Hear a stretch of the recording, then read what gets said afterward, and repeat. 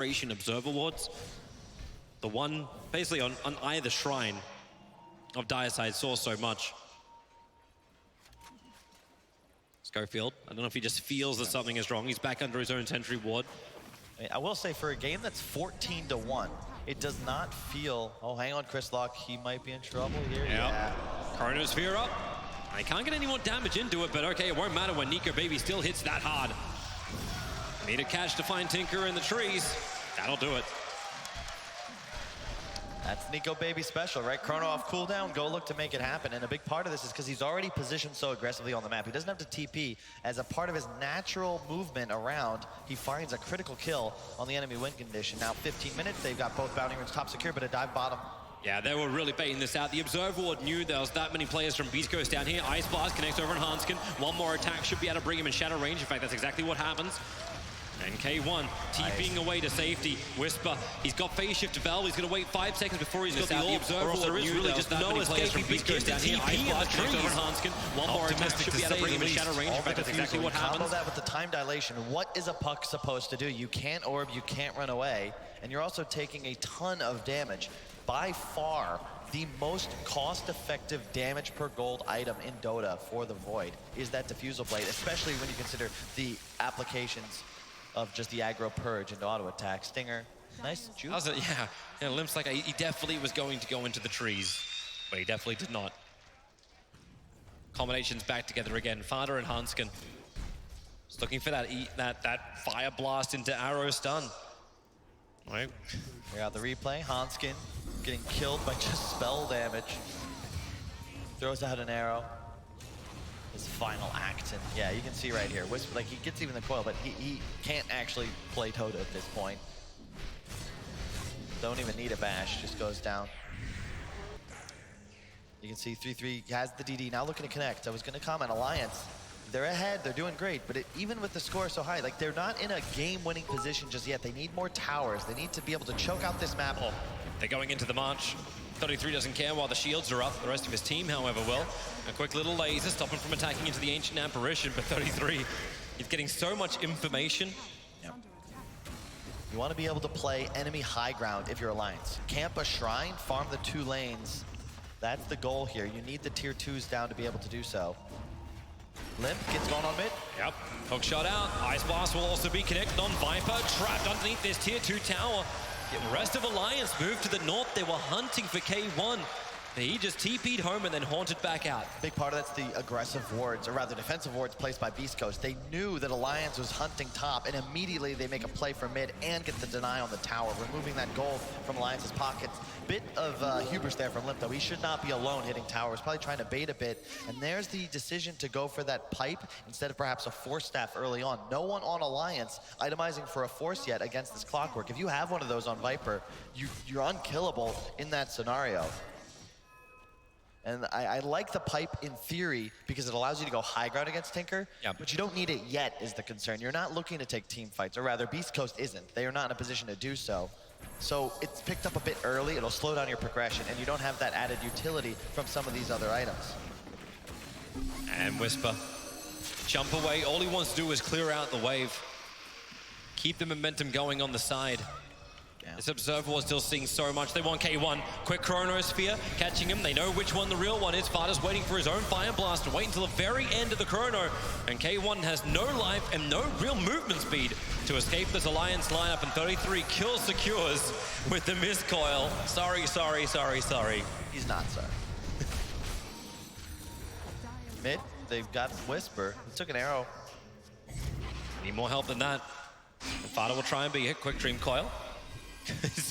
How much damage can I do? Almost none. Great.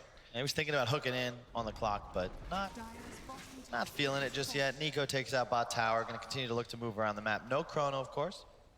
Going for the Manta next, as expected. The Tinker is still able to keep controlling these side lanes. The farm is starting to arrive. Ever since picking up that Blink Dagger, he's felt a lot more confident in those lanes, and it gives a little bit more of a license for Whisper to be aggressive too, because he has support. As you said, like, this is a great global lineup. The only thing that really kind of stops this from being that global lineup of past times is, well, replacing Puck for Zeus, and then you'll be back to Team Global. But you need someone who's able to get that initial catch. Clockwork and Puck are those two. I'm honestly, I'm just a bit concerned for Alliance's ability to scale as this game continues. Like, if you look at the net worths, Limp is ahead of the Tinker, but consider his position. He was further ahead at 4 minutes than he is now, and a big part of that is because he went for this team fight item. There's no acceleration component inherent to this choice. If you go something like an Atos, like a Maelstrom first, you get kill potential or farming speed. So when nothing's happening around the map, you're increasing your GPM. With a pipe, if you're not fighting, if this item isn't keeping you alive, it's losing you money. That's why you got to invest in your future, Toby. Don't just leave it in a bank account. It's when you talk about utilized net worth. I think it's worse than a bank account. Like bank account, you may even get interest. Yeah. This is, I've kind of put it in my mattress. It's safe as long as there's not a fire. Ice Blast coming in from Ancient Apparition, the Moonlight Shadow, protecting Alliance. And is there a YOLO from Schofield? He's thinking about it. Throws out a rocket, he sees a lot, but Ogre, Moonlight Shadow, allowed him just to be there. And Schofield just walks away. Team's coming in. Spectre Haunt is available, but Tinker not really online just yet. He wants to go for it. He wants to cut the section, but won't happen. There's your Atos going to work, combining with the arrow. It all felt a little quirky. Yep. Yeah, I say all this, Toby, but you know, if Alliance just want to walk up high ground right now, they've got the tools. They have an Aegis, they've gotten a Bad with Drums, soon to have a Solar Crest. Manta now going to be completed on Nico Baby. If he finds a Chrono onto the Tinker, I mean, Chris Luck's just dead. And he can be very aggressive too, like get in there, start fighting, and not even use the Chronosphere. Yep. Like force abilities out of Beastcoast, force them to react. Ice Blast on bottom lane, Hanskin, they get the Dream Coil, he'll get chilled up, they need a little bit more damage to kill him off. And maybe they have enough with the Chilling Touch. Whisper wants to join himself away, and that will be a shatter in favor of Stinger. Nico Baby too far away from everyone else in the March of the Machines coming in for the Tinker, and maybe that's when you chrono with the laser. It does connect, so not instant damage, and they just have to wait out this Chronosphere as Limp got caught in the edge of the chrono, but Chris Luck can't get away, or maybe he can. Spectral Horn, it'll come in. Tinker is down for the count. And maybe they have some more damage. A quick orb jaunt away for Whisper. Backing up, but K1 continuously being broken, trying to stay away from this Nether Toxin of Viper. But Nico, he's so low on life, they'll break the Aegis Immortal. Whisper joining once again, Clockwork ready for the hook shot. Needs to hold somebody out, Borrowed Time's already been burned. In fact, he just makes the perimeter of Cogs, but he can't get away. The stun lock and control. You take that for sure. Whisper! Time walk into instant bash. He jaunts up through the tree lines and now blinks up.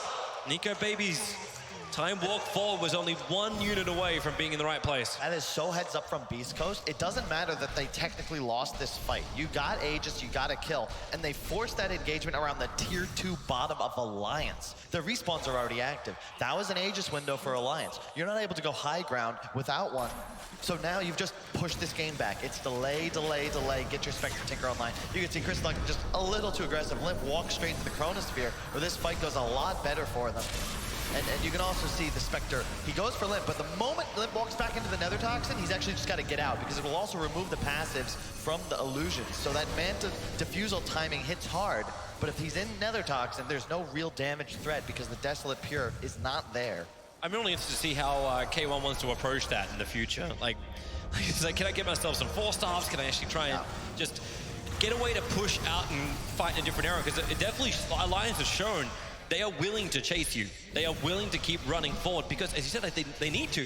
They need to be able to have these type of fights that Beastcoast do not want to give them.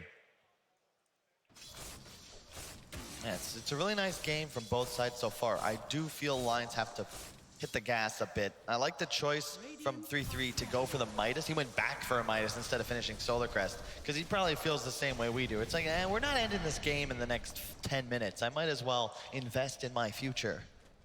Start that 401k fund. It's a government-led superannuation. What? Yeah, that's right. A non-American term for to confuse you on. Not everyone knows what a 401k is.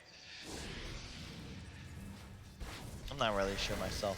Shout out to all Australians who know what the hell that is. Stinger's in a little bit of trouble. Leap forward. Hanskin looking for the target. The Ice Blast being thrown out. There's the Yule Scepter. Well, if he can at least get some chiller factors, that's the only upside from this fight. And I like this, Chris Luck, he's a bit behind, he's going for the Ags. He'll have that finished up at about 3,000 gold. That's the huge item against Alliance, because both Tinker and Void obviously function around auto attack, same with the Abaddon.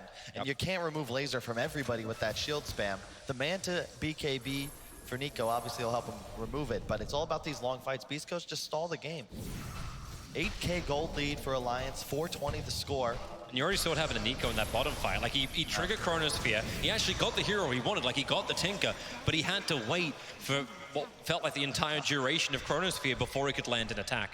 And I like to see Beastcoast maybe look to make something happen. Haunt's going to come off cooldown. You're down 420, but Bounty Runes are spawning in 20 seconds. Maybe it's time to smoke up. Yeah, reverse the meme. Farther, too far away, even with the Tinker Ob Sentry.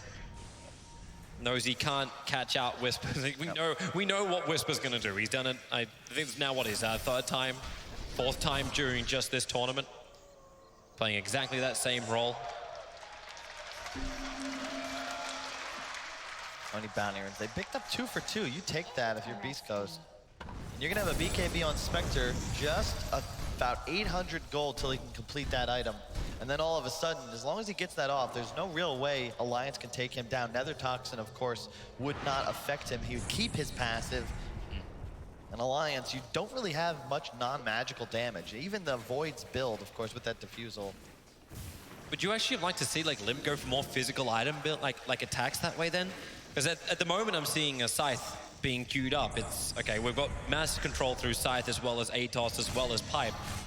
But does this put more pressure on a Faceless Void to continuously be that #1 damage dealer from Alliance? It really does, and that's my concern. I actually think that Viper in this game might need to do a bit more damage than Limp is prepared to deal, even going for the defensive talents. Lifesteal, spell Lifesteal and Corrosive Skin over attack range and speed.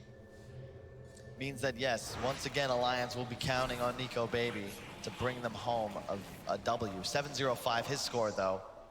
Second most farm of the game. I cannot believe Hector, even though he's got 6 fewer kills than Nico and 2 more deaths, somehow still top of the net worth charts. They've bought him space. It feels like more than anything else, they bought him space. Yep. But when's the window for Alliance? Maybe it's that Aegis, right? They lost the Aegis very early, so Roche still not able to spawn for another 2 to 5. They need that to be able to actually pressure for high ground. Still 2 tier 2s to take as well. And yeah, you're really behind if you're Beastcoast, but there's a lot of tower gold left on the map for you. They're coming to fight. If Schofield is the only one they catch out, then they're not going to be happy. In fact, it looks like it's Beastcoast who want to initiate. Over towards Abaddon, Tinker begins his TP in. That'll be cancelled with a miscoil, but now 33 has no denial option. Okay, he's already back off cooldown. He's totally fine.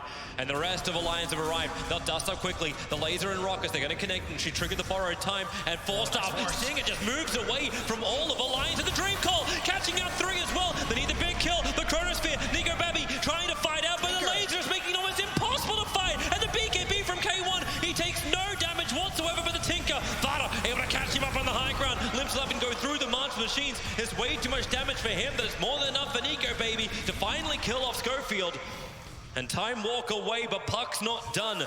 He'll orb himself forward. Nico Baby's making a break for the tree line. 33's going down, or is he? Yeah, he'll fight inside the trees. But K1 also here ready to fight. Murano will buy back. TP to the tier 1 tower. Look for that arrow to fly forward. 33 dropping low, but borrowed time gives him his life back once again. Whisper, great blink away. Dodges Nico Baby. They forced up Spectre by a little bit more time, a little bit more space. Rift as well as the orb is up, and they finally had enough of the ancient apparition. Nico Baby will time walk himself forward for this. Still Beastcoast not committing these buybacks, and Spectre on the ropes will be brought down.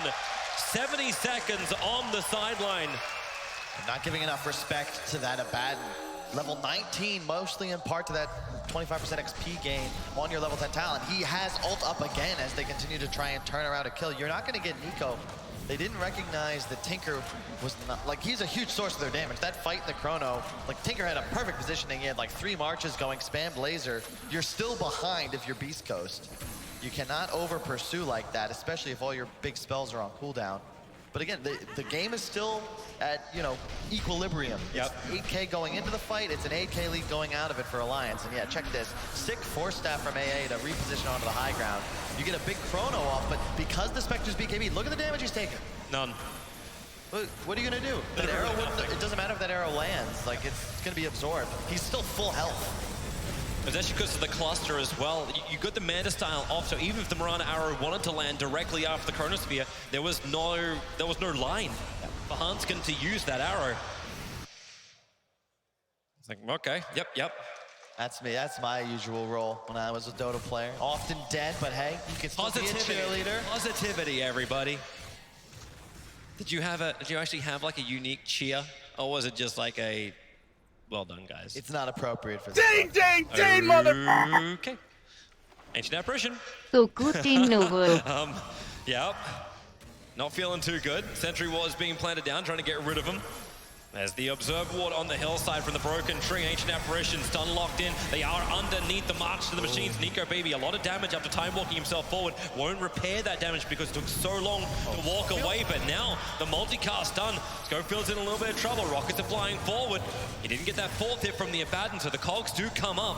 And into the March to the Machines, they want to try and fight. Nico Baby, he has the Chronosphere available. He goes on the Spectre once again. There's a lot of Mirana. Actually, yeah, Mirana does hit the arrow. I thought maybe with the Mana Illusion they would have been fine, but they're all clustered up. The laser is bouncing through them. Nico will jump out the AA ulti. There's no regeneration, and it just continues to bounce. Chris Luck, finally the Ronovatos will hold him there, but laser after laser with Schofield re-entering with the hook shot up. Limp can't go anywhere. He can hide inside of his own nether toxin. Alliance, that was not the fight they were looking for. A big part of that is because the supports ran the patented feed into die, or rather, feed into buyback, in an AA's case, die again. But either way, that was sick. Their buybacks effectively gained them those 2 kills. They start this fight because they know Nico's a bit low. He's not going to want to get involved unless it's the ideal opportunity. K1, unfortunately, if he gets BKB off there, he doesn't die. This is a huge fight for Beastcoast. Instead, of course, he will fall, but this AA ult, after the buyback, game winning. Misses Nico, unfortunately, otherwise he probably lands that kill too. And the Chris Luck Ags reveal. All of a sudden, like, not just the damage output, but these heroes, the Limp doesn't do any DPS any longer. It's the lack of damage. It's the opposite direction. Don't worry too much, man. What? It's like, that was a good fight, but why me? BKB, Nico, jumping forward, looking for the clockwork. Can't create, well, actually, he just walks it off. With Tinker arriving, you see the mindset of Nico. It's like, well, man, I've almost got this clockwork, but it's just not worth it. I can't finish the job. Not when Tinker arrives. This is why we were begging the question of Alliance. For all the tankiness that you have, where is your damage? Yeah, and again, I hate to keep harping on this, but look at the net worth, man. Tinker is 1,000 gold ahead of Viper all of a sudden. It's all because of the item build. It's Pipe, Atos, BKB, now into a Sheepstick on Limp. There's no damage, no scaling potential. The later this game goes, the further he'll fall behind the overall game. And they're already hitting items from Beastcoast, they're going to slow them down. So you can have Schofield again being attacked, but he just walks it off. There's the Academ Scepter on Puck. So this BKB that was giving freedom for Alliance to move is now no longer. Oh, and that's a great point, Toby. Even Void, like you can't really play Dota all of a sudden. These BKBs. I mean, BKB and Time Walk. Oh, wait, no, this isn't the way I want to work. You still can't really... He even got the 500 cast range, so maybe at least he has some distance to stay away from the Dream Call. Roshan's being done, the Ice Blast and Rocket. No, he's holding the Ice Blast for now. Rocket will give information. They're TPing in. 1, 2, 3, here they come. Ice Blast runs forward, Spectral Horn gives a lot of information, and out the pit Alliance will come looking for their attack. Who's it gonna be? And Tinker, he has the high ground. Void, he'll get the Chronosphere. It was only on the clockwork, however. K1 is isolated. Whisper, we can jump back in again. The BKBs, they're about to go to Alliance. They actually have the problem. Hold them in position. Everyone feels totally stunned up. Void can time walk up the hill again, and Tinker just keeps on hitting from afar. The arrow will fly in. Ancient Apparition and Clockwork, they both have gone down. But Alliance were committing huge abilities to claim Roshan in a big fight against Beastcoast, and they only get supports once again. But now they walk straight back into the pit. Now there's no spells remaining. That was real risky, though. If Alliance's heroes were a bit lower, Nico just had the mana for a time walk away. Whisper, he's hiding in the trees. Alliance, Limp was so close to him. The orb flies in. Dire! Nico will snatch the Aegis Immortal. The orb from Puck, killing Roshan. It's still not the greatest situation. Puck is dead for over a minute. Tinker will be on defense duty. But it's cool, look at the mid wave. It's all the way at the tier 2 tower. This is the Tinker factor, right? All of these waves are pressured onto Alliance's side of the map, and they've just realized, wait, and they ping it, and yeah, sure, you're gonna get into the base eventually, but the respawn timers, these supports are doing such a good job of continuing to die. They stay low level so that they can respawn in time to defend the base at all times. Man, when death pays off. You know, I was actually having a discussion backstage, like how do you statistically work out who the biggest MVPs are when you have so many deaths towards a player's name? 10 deaths on the Clockwork, 6 on the Ancient Apparition. You don't care as long as these abilities hit and you create the space for your cause. You just got a Kevin Costner this. Whitney Houston needs a bodyguard. And it's still anybody's game. The equilibrium has not changed. Wonder what the probability is in terms of what the algorithms think as far as Dota goes. 87 to 13%. I don't know if I buy that, Toby. I mean, Yeah, I would not buy that. At this point, I actually feel like Beastcoast can just keep going and going and going on this. And the late game Spectre, I thought normally the prediction algorithms like that. And they do get all 4 bounty runes, and all of a sudden you can see that net worth jump up an extra 3K. Nico, what's he going for next? Looks like a Mjolnir will be his choice. A good decision. Somebody should get a Mjolnir on the side of Alliance. It's just too valuable of an item here, especially against a Tinker, where a random proc could just cancel a blink where he doesn't expect it. This is a great Observer Ward. They see Spectre, smoke up Nico Baby underneath the shrine. K1 just burnt it too. He won't even have that. The Manta style is out quickly. Which one's the real one? Do they feel like they're being juked? BKB, and K1 gets down the hill. The BKB is burned. Is there going to be a follow-up? There is from Limp. He's moved over another dagger, and Nico, he's looking for a chrono target now. Spectral Horn, he jumps away a little bit to the right now, jumping back down southwest, and maybe with the stuns, Faceless Void can't get the fight. The Clockwork kept him locked up. Now they can kill off K1, but they all get hit by the Ice Blast. K1, he's getting into the trees. The Chronosphere, but can anyone reach him? They time walk forward. Information is given. And K1 will fall without buyback available. Oh my god, that's so huge. And even if he had it, Alliance have no fear now because they know Haunt is on cooldown. The one hero that really can't get picked off does so. Alliance, though, they've taken heavy damage since then, but check out the side lanes. They want to get this tier 2 bot, but that huge wave bottom is actually threatening their tower. You might just get the kill, and that's it. I just love this, like Tinker, when you have the +10 March the Machine's damage, he's just making it so difficult, even when Spectre is down. How do I push high ground? I guess we were asking the question before, like, okay, so where is the damage from Alliance? But in the early stages, they had the life to survive and go high ground. Now that life appears to not be enough. Or at least the barriers which appear are not enough, so they have to try and repair the damage and then go back into the sustain. It's all about the way these fights break down. Alliance, they want to find kills quickly. They want to use their BKBs to kill not just supports, but hopefully at least one core. Beastcoast, the longer an engagement goes, the better. You want to trade your spells for Alliance big ultimates. AA is dead once again. Tinker, you want to, like, Tinker comes into the fight, has time to reset. It's that reset on Tinker where Beastcoast start to turn the tide. Tinker's going to go into the Faceless Void. The side device reveal is here, and Faceless Void, he will be forever a piglet. Bacon is down. March the Machines, a little bit of cover for Chris Lucky, mostly break for the tree lines. K1's TP'd in. Here goes your Hex again, but Limp arriving may dissuade Beastcoast from forcing the issue, but Aegis being burned, that leaves only the advantage of cheese for Alliance. And Chrono down for 40 seconds. Here's your Tinker Wards being put down by Fada. They're looking for Spectre, who's actually going to walk back into it. The Rod of Atos control, but the Hex is under the Abaddon, the Arrow. Oh boy, Tinker, he cannot be caught. Trying to get back underneath the tower. Whisper wants to help out. The Dreamcore's going to step on everybody, but Chris Luck, he needs the distance so he can Mirror Arm and then blink away. But he couldn't get the blink off in time. Tinker will fall down. Puck will join him with a multi-cast from Fada. They get the opening they're searching for. Vision in favor of Alliance, and Tinker is down. The counter push is off. Such a heads-up move from Fada. Not just that, but he bought Midas so long ago, didn't even realize it, but check out his net worth. He's catching up to Whisper. No hero in Dota likes having a Midas more than Ogre, and because of the Blink Dagger, now he's got that catch potential for the Tinker. It's huge. You just gotta kill this man if you want to ever be able to push base. Evented mid. Puck buys back. Tinker does not have the option. Clockwork is taking the creep. Clockwork took the creep wave. He's trying to delay it. They have a 30-second window here, Alliance. The tier 3 tower will fall. The melee racks now being targeted as well. Clockwork, I don't know if he wants to initiate into the back lines. Spectre is only just TPing in now, but this is a 5v4. Fada, he actually is playing Juka with Schofield, but they just lost Stinger. There goes your Ancient Apparition, big Ice Blast. They need that, and if they lose the Clockwork too, this is very problematic. A hook shot, Whisper trying to give him a target to hook out to, but the stuns just keep coming from Alliance. Now 3 heroes down for Beastcoast. Tinker will be back up in a second, but no buybacks. Yep, credit to Lip. Unconventional item build paying off. That Hex is already paid for itself. He's found 3 kills thanks to it. And now they can just move straight towards top. They've got the creep wave, 2 supports still dead.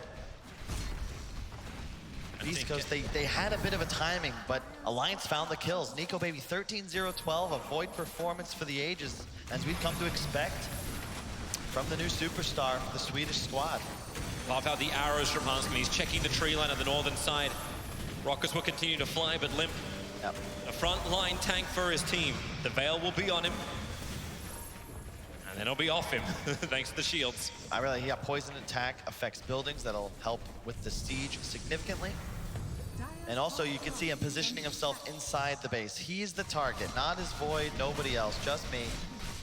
Void now level 25, got the Chronosphere AoE over the backtrack. You don't see it very often, but against Beastcoast lineup, it makes sense. Moonlight Shadow, they're so close. Faces Void, looking for the Chronosphere. He managed to catch the clockwork, but the Hex from Tinker, it actually gets returned. Limp is there for him. The all flying forward, that won't do anything. Maybe there's some extra help in those Goldfield. The hook shot forward, it pushes them all away with the Cox out of the Ice Blast. Then Nico just jumps from straight back in again to get the double kill.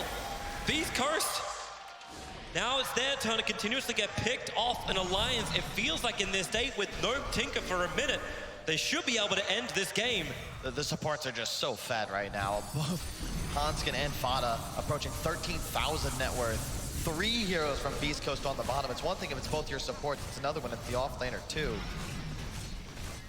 And props to Beastcoast for fighting. For as long as they did, they had themselves a plan.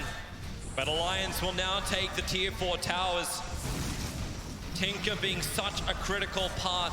Spectre doesn't have much to give. He's TPing back at the moment, right in the middle of the Arrow Hex combination. And they easily get a huge Dream Coil out far. The only one not being caught, combining with the Ice Blast, but still with no Tinker. You'll have to actually buy back in Spectral Horn. Is the damage still going to be enough? There's no regeneration for Alliance. That's the upside. And Limp being focused down, Diffuser Blade slowing him. The false on away, but hookshot. Schofield stays with him, and they bring down the Viper. But they need more than this. The buybacks are heavily committed. The Arrow connecting onto K1. If he has a dieback now, even more work for the Tinker, who has respawned, trying to get to these front lines. Whisper, just never-ending silences, make it so difficult to fight. But Nico, still the raid boss, gets himself a triple kill. Has to be permanently hexed. Chris Luck taking that up now as Clockwork. What's he going to do? He's going to tick out to Alliance's dots as the orb puck has to wait inside the phase shift. Broken out. Schofield as well as Whisper. It feels like they're playing distraction games, so Chris Luck has some time to regenerate, but the Dire Ancient is being chipped away. No amount of rockets, no amount of lasers can stop Alliance from killing this off. GG. Game 1 goes to Alliance. Nice, very clean. Alliance, I was worried for them. Felt like they were that one mistake, one poor team fight away from potentially watching their lead disappear, but just clean. Whenever you end a game this much ahead, they almost quadrupled the number of kills Beastcoast, arguably the most aggressive team at this tournament, had. Always solid, just really not much else to say. That's Team Dota, and that's a team win. Yep. Alliance is playing an executed draft. There were definitely a couple of problems, and Beastcoast, it looked for a while like they had the game.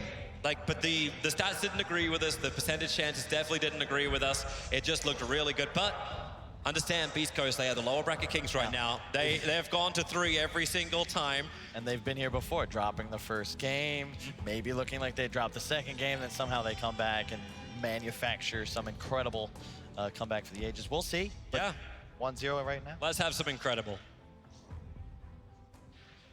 Absolutely, they have been here before, Beastcoast. They know exactly how to dig themselves out of a hole. Likewise, their opponents, though, are also the comeback kings from last weekend. So I guess both of them know how to come back. What does that mean? Maybe it means we head for 3 games. We've got BSJ in the house alongside to break down this first game. Gents, Kyle said on the end of the commentary, very clean from Alliance. I think that sums it up nicely, doesn't it? Absolutely, and I really like the fact, look at these kill numbers as we see, 15-2, 16-3, and climbing as this game goes on. But I think the most important thing is Alliance didn't get baited into this mistake we've seen from a lot of other teams chasing individual kills on the Beastcoast side of the map. They were methodical, took control. The farther you push into that enemy territory, the less distance you have to cover to transition between lanes. Yeah, Brian, we talked about the fact that they've got this comeback ability. They've been down by many kills in many of the group stage games. Doesn't really matter to them. They don't care about the kills in the first 15 minutes, but here it never looked like they were going to close the gap after 20 minutes. Yeah, that gap was pretty much all in the supports, though. I think Alliance's understanding of exactly what Beastcoast wants to do. It's like you're looking at this 20-4 score, and you're still on the sideline thinking, who's winning this game? Right. And Alliance, they just planned. They built up Midas on 5-position Ogre. Like, the Abaddon offlane also built 3rd item Midas. Their goal is to just out-itemize you. They have more net worth to work with, and the way Beastcoast plays, they always put so much net worth on the 2 cores, Chris Luck as well as Hector. And if you have 4 heroes with high net worth, you're just not going to be able to compete with. Yeah, Alan, I mean, it's a good point, isn't it? In a way, Alliance have read this really well, whereas some of the other teams who were ahead by quite a, there's a tendency, isn't it? It's a brain thing. You're in the game, you're 20-5 kills up, and you think, we're winning, this is easy, let's dive. And then actually that's what they want you to do. That's what Beastcoast want Alliance to do. And Alliance were never falling for that trap like some of the teams in the group stages. There are enemy ships in Sector 47. That is definitely the trap that Beastcoast baits you into. And let's just talk about the fact this Spectre had 280 CS at 26 minutes without Radiance. Yeah. Like, Hector was farming his face off in this game as usual, but I think BSJ's points about the supports really was telling as the game went on, because Schofield, one of the highest impact players at TI and in this tournament so far, Clockwork, not a hero that he plays a lot of and not a hero that farms naturally. In those late game fights where he's made so many plays for Beastcoast throughout the event, really felt ineffective. All right, let's check in with Purge and find out what he's got at the weather station.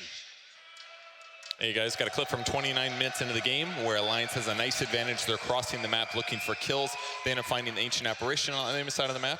And very briefly there, Nico Baby maybe had an opportunity to go for a follow-up kill due to jumping forward and spotting the Tinker. He uses Manta to get the disables off and ends up getting back. He has pretty low health right now, only about half, but they rotate over. They're able to initiate on the Clockwork as well. And Nico's going to want to go in here because he's still got Chronosphere, but he needs a good opportunity because his low health makes things a little bit dangerous. Great ward here for Ifada to spot the high ground, and that allows him to move on to the Spectre. But Spectre's kind of dangerous right now because if he drains all of Nico Baby's mana, he's not able to use his abilities. So it's forced to pop BKB while Chronosphering to protect himself. They land the arrow follow-up, and they're doing a lot of damage here, but the problem is that all this damage gets reflected by the Spectre. All the health that he has and loses gets nailed back to everybody else there, and Pucko's in at the same time with the Veil, and the AA respawns. And you might be wondering, hey, where was the Viper with his little passive here? Well, let's take a look at the map here. He was pretty far away at the start of the game, or at the start of this fight, but check out what he did. This is a man after my own heart here. He went for the bounty rune first, and then he came to the fight. So I can appreciate that move, but it definitely made it harder to win this fight because they take more damage from the Spectre passive, and ultimately they get cleaned up and caught. So a good fight from Beastcoast, but not enough in the end. And that's why bounty runes don't always pay. Learn your lesson. Gents, we'll wrap things up and look forward to another round. What are Beastcoast going to be talking about during this break, do you think? I think they might have gotten a little too cute. That was only Chris Luck's second professional game on Tinker. We talked about they usually pivot to Whisper on that hero. Whisper, of course, I understand why you want him on the puck, but between putting Chris Luck on Tinker, that first game since 2017, only second ever, and putting Schofield on the Clockwork, I think maybe you just got too far outside your comfort zone. Okay, thank you very much. BSJ, do you want to just add to that? I see you tempted to add in. If you're going to give him Void, I think you got to pick the Wraith King first round. Otherwise, Hector's, most of his pool is countered by the Void. So I think that's the main focus they should have going to the next game. Like, how do they get a good Hector hero if they're going to give him Void? Otherwise, just get rid of the Void. And he's still got plenty. So he should be all right. Right, time to check in before we head to a break with another tournament that we've got going on as part of ESL 1 Hamburg. There is an Underlords tournament, so let's get Shane to bring us right up to date. How's it going, lads? We're back here at the D Technica Underlords booth. We're going to have a chat to some of the winners from today as they advance to the round of 32 tomorrow and see what they think of the new Underlords patch. I'm here with my bodyguards, Jonathan and Leroy. They just advanced to the round of 32 in the Underlords competition. Tell me a little bit about it. It was absolutely amazing. It was an adrenaline-filled game. It was more adrenaline than I ever felt in any game of Underlords before. What made it so hype? What was the exciting part? Gyro is very strong, but Slug on 3 on Mask of Madness, that's too strong, no chance. If I don't get him, he just kills the whole team. I noticed that, the level 3 Slug actually annihilated. Yeah, it was just luck on my side. He played better, but RNG was on my side, so I won in the end. Okay, guys, looking forward to the finals. Are you guys excited?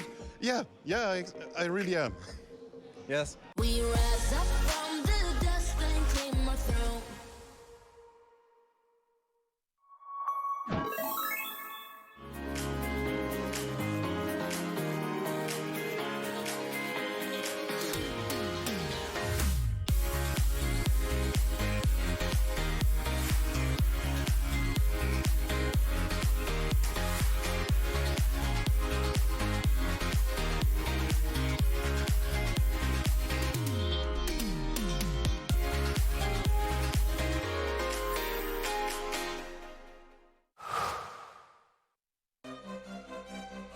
at the highest level of play. There can be no compromises. Gamers demand the highest clock speeds to give them the FPS they need to perform. Rise to the moment. Intel Core i7, the official CPU of ESL 1. Intel, unleash your brilliance.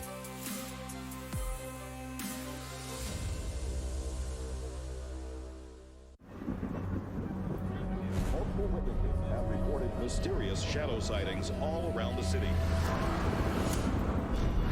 According to experts, the origin of these shadows is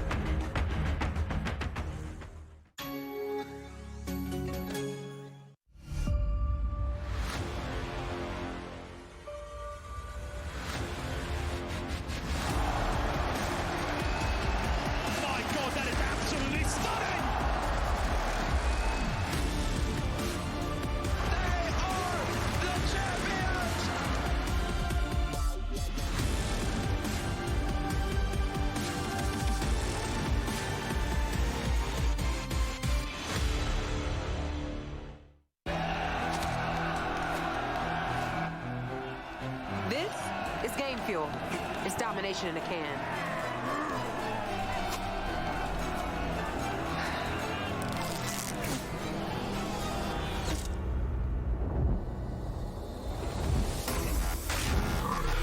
Oh, tastes like loser tears. New Mountain Dew Amp Game Fuel. Victory in a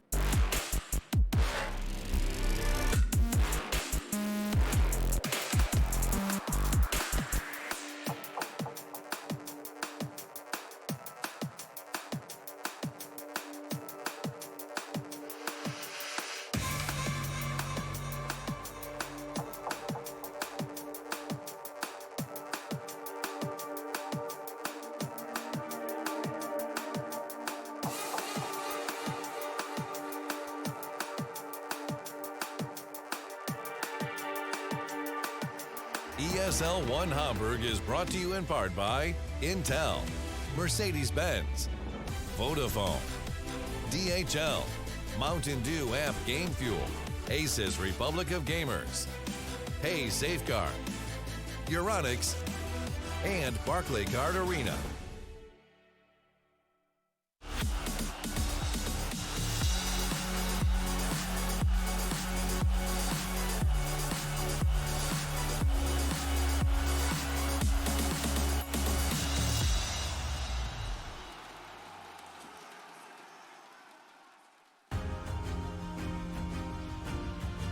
Alliance find themselves just a game away from making it another top 3 finish for the 2nd consecutive weekend after claiming the championship at Dream League last weekend. But in their way are a very determined comeback ability team and in form of Beastcoast. They've done it plenty of times during the group stage and they've done it plenty of times in this bracket as well, so underestimate them at your peril. 2 men we'd never underestimate though, Nahaz and BSJ alongside me to give you their thoughts as we head to game number 2. Gents, should be another fun draft. I felt like we really got into the first draft. It was very technical and we're kind of, oh, they're going to go there, and then it's like, I don't always get the feeling that drafts are that exciting, but for some reason, between these 2 teams, they are. Absolutely. I mean, I think that's what happens when you get 2 teams that are really on top of the current meta and also come in with these contrasting styles and knowing each other pretty well. You know, everybody knows how Nico Alliance is going to try to win. I use the 2 almost interchangeably. And then we all know what Beastcoast does because they've been doing it since TI or before. Yeah. I mean, I guess that's the criticism, isn't it, Brian? You mentioned it earlier on. They can be a little bit one-dimensional. They can be a bit predictable. I think they've mixed it up enough here, though, to give us an idea that actually the long-term goal of this team, assuming that we're getting all the way to the international next year for them, is actually very bright. I think adjusting to a team like Beastcoast shows a lot of promise. Like Beastcoast just gives you a whole nother type of game that you have to prepare for. And one of the most notable things I saw that entire game was that Beastcoast has played against Mirana before, and they placed the ward in their own jungle so they can see the Mirana in the hill arrowing, and we saw that Hanskin just played around the bottom half of the map for the entire first 10 minutes, and these are the type of adjustments that I really like to see out of a team like Alliance, not only in the drafts, but also in their playstyle, because they take those early game adjustments, then they do this whole 4 core, everyone get farm while they only have 2 core farm. They just seem to know, like, prepared specifically for this team, and that's really impressive this early on in the season. Yeah, not only impressive, but also that telegraphing is very Kuro puppy-like. I'm going to keep bringing her up because this is a Fada-led team that is new as a captain, sure, but seems to have already developed some of those kind of systems that those captains put together. You will get no argument from me. This guy has played under some of the best captains to ever grace our game, and I think you're going to pick some of that up anyway, but Fada is a guy that I think already approached the game that way. I just wanted to pick up on a point that BSJ made in a previous panel about the itemization of the supports on Alliance. You look at this Mirana, he goes Yules into Greaves, those team items that you were talking about, and I think that the Hex on Limp was really huge in this game in terms of converting those kills that they needed to push the dire high ground. It's just about making the game easier to play for the rest of your team. Usually you need a 4-staff on your team against Ancient Apparition, and a lot of times heroes like Viper have to build it themselves, but suddenly this 5-position Ogre who has a Midas at 22 minutes and suddenly a 4-staff, he can buy it for you. The reason why you buy 4-staff against AA is because usually they want to lock you into place and then blow you up with the combo, but it just enables Limp to go for these untraditional items. So not only is Limp going for this item that his team needs, this instant disable that they lack, but it's enabled by the fact that the support has items that he's building that enable his cores to not need those items. Almost identical. And it's almost identical bands until the last one that has, and it's an Ogre. Well, it's the Ogre, but the thing I focus on, right? The conversation beginneth again, and it's I dare you to pick Void as the opening salvo. I do like that. I mean, other than the Ogre, comparing that they're very similar bands, it's almost like both teams are quite happy with what they had to play against last game, even though it went one way. Yeah, you would have thought that Beastcoast would have been like, right, let's get rid of a couple of these heroes. I don't want to play against them again. No, look, the kill score thing, it really is basic math, guys. This meta, more so than I've ever seen in the past. If you look at the kill bounties, highest to lowest on the map, it's just huge. Support kills just not that significant. What we're basically saying is the first 15 minutes, kills don't really matter. Is that fair? I mean, I think they matter if it shuts down a lane, they matter. Sure, right? But if you're 15-2 down and you're still 2k up after 15 minutes, who cares? Yep. So this is the other path that Alliance have gone down in their drafts. The big Void path is the one that we've talked about extensively, but the Mag is the other. They play it in both the 3 and the 4 positions. I actually think they've looked better today with it in the 4. So my. Jug? Have they picked Void on Beastcoast? I personally have watched a decent amount of their games, and I don't think I've seen them pick Void. I almost think Alliance is saying, I dare you to give us Mag Void by us first picking Mag here. Omni, nice against the Mag in terms of he saves his entire team with Guardian Angel whenever they get RP'd as long as he's not in it, but doesn't necessarily address the Void if they leave it in the pool. That status resistance from Heavenly Grace does not work on Chronosphere. Wow. So if you don't pick it here, you're pretty much giving Alliance exactly what they want. And I have to believe they snap pick Void, right? If previous history is any guide, they absolutely do. But this is a concern. When you look back on the Beast Coast drafts, they've had some Omni games, but it's just not a playmaking hero for Whisper. If you're going to run it in a 3 position, you've gotten so far off the back of Whisper's plays in the off lane.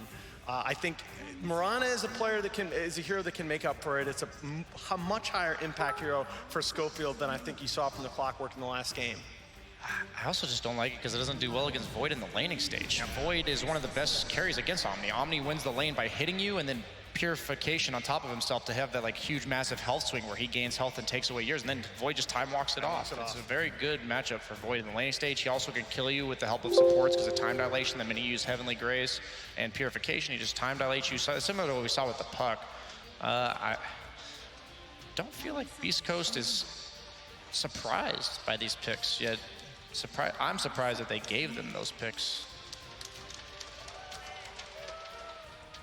What's a wrinkle? Again, we've seen Beast Coast before exploit these multiple save lineups. So it's not just the Omni, it's the Omni and the Oracle, or something like a Coddle. Again, multiple ways to play around that Chronosphere. You just overload your ability. Void can't possibly hit all the targets that he needs to use that spell effectively. Whenever I've been looking at drafts throughout this tournament, I've been most confident in the ones where, when I look at the first 2 picks, that team is strong at something. Yep. I look at those 2 picks and they say they're going to do whatever this part of the game really well. In Alliance's draft, they're going to farm, they're going to team fight. With Beast Coast, they don't have like a combo here. Mirana Omni, not the traditional type of offlaner that you put with a Mirana, right? You want usually a point-click stun, something that can set up the Mirana arrow itself, or just like an aggressive hero that can like dive the tower. Omni just doesn't fit that description. So it kind of confuses me. Kind of like yesterday when we saw NIP, I believe, open with Mirana Bloodseeker. Really no natural synergy between those 2 heroes.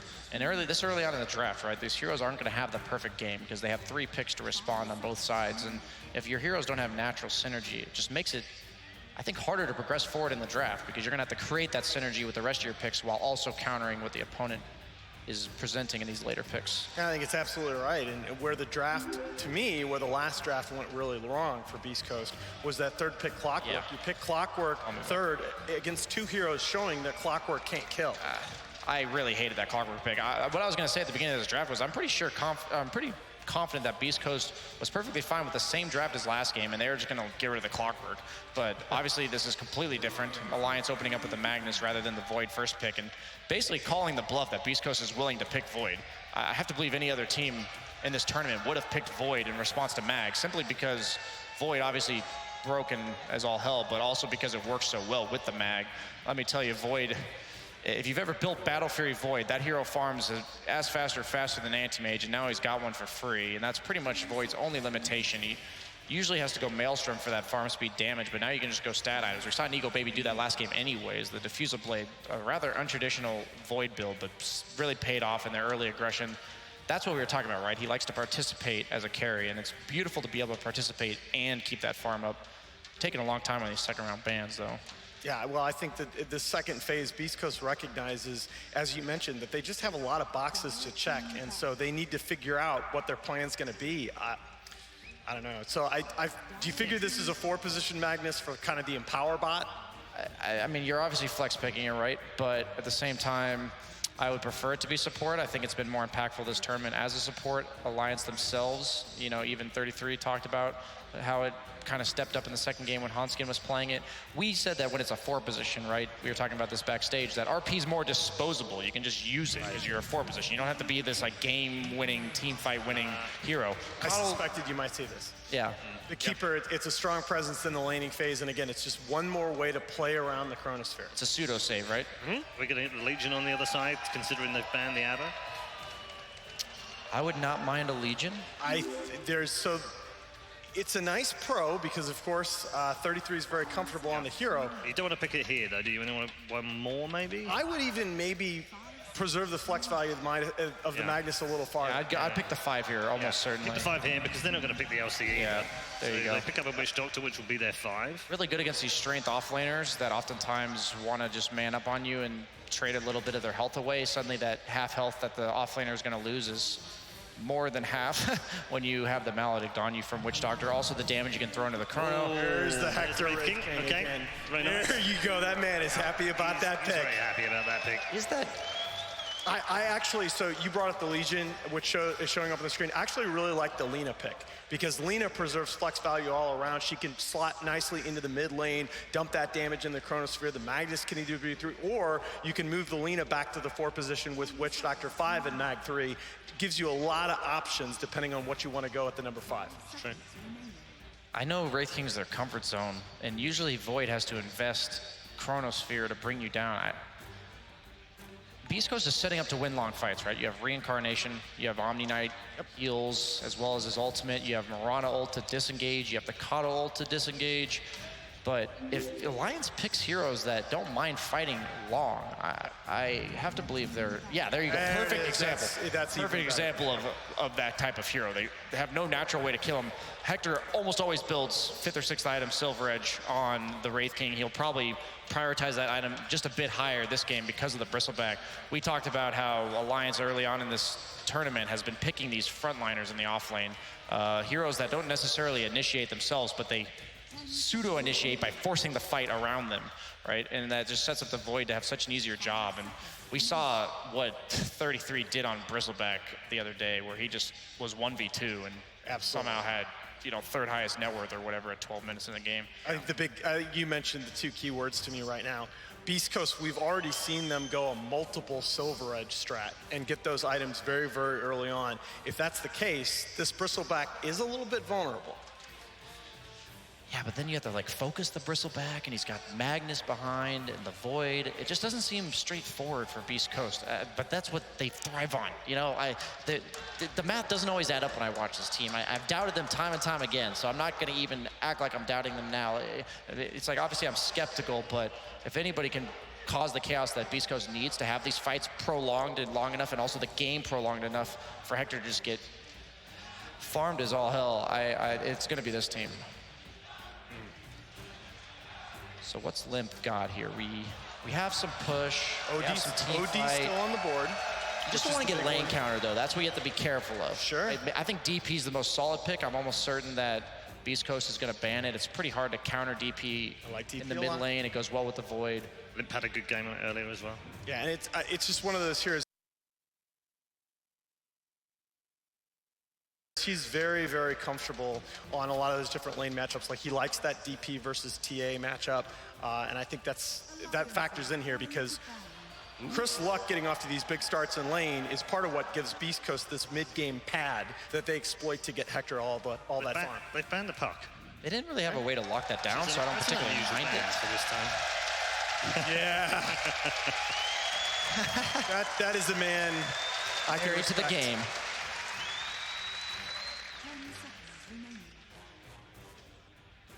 Yeah, Lions taking their time with this 5th ban. They've got the Brood base covered, picking the Bristleback.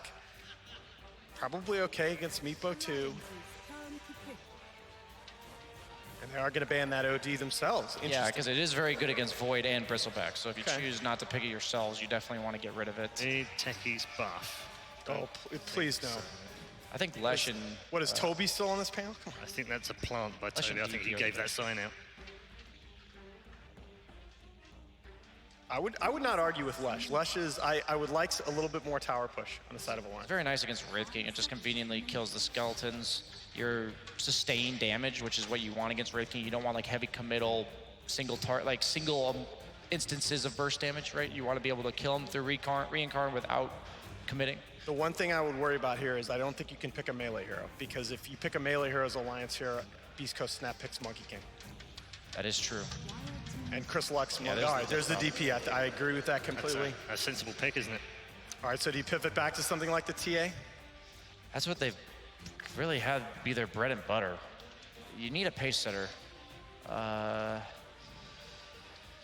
you cheese. It's either cheese or TA, almost certainly. That's just the way the Beast Coast, right? I don't think they're really going to pick Magnus or they're not going to pick the Meepo against the Magnus Bristle. They have like a lot of AoE as comparison to the few earlier games that they picked the Meepo against the Void. Really don't want an Ember here. Wouldn't mind something like a DK either. Like this beefy frontliner with high armor. They have pretty much only physical damage on the side of Alliance. DK seems super solid. Like literally all physical damage now that I think about it, right? Bristleback DP, DP's ult is physical, all of Bristle physical, Witch Doctor ult is physical, Void Bash is now physical. They go for the line instead. Okay, and this is, again, this is saying to Chris Luck, look, we trust you to win this lane, because I think right now, Chris Luck winning this mid 1v1 is the best chance that Beast Coast has to meet that win condition. Otherwise, Alliance has cooldowns to fight around, but again, that Magnus is a 4 out of 3. Bristle offers you plenty of sustain in these fights. Yeah, Lena's like a pseudo sniper here. If you're able to get on top of her, she's really their primary source of damage until Hector gets big. I favor Alliance. I think their game plan is just way easier to play here. Yeah, it's tough for Beast Coast to win this one. If they're going to win it, how are they going to do it? Hector Wraith King, carry me! 35,000 net worth at 40 minutes. I believe that's how they win this game. All right, good advice from both the panel members. Let's find out how they get on. It's Beast Coast up against it. They've had a fantastic journey. Is it continuing? Let's find out.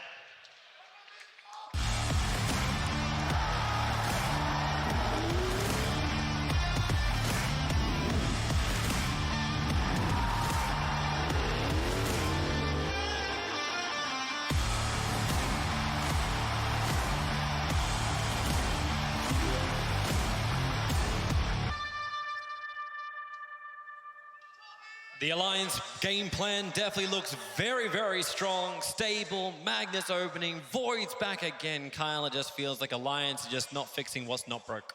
I don't expect them to. This is their bread and butter. You've got 3-3 on another vintage strength hero offlaner that can buy pretty much whatever items his team needs. Limp on another comfort mid-game tower pusher and the Death Prophet and the Nico Baby Void. Yeah.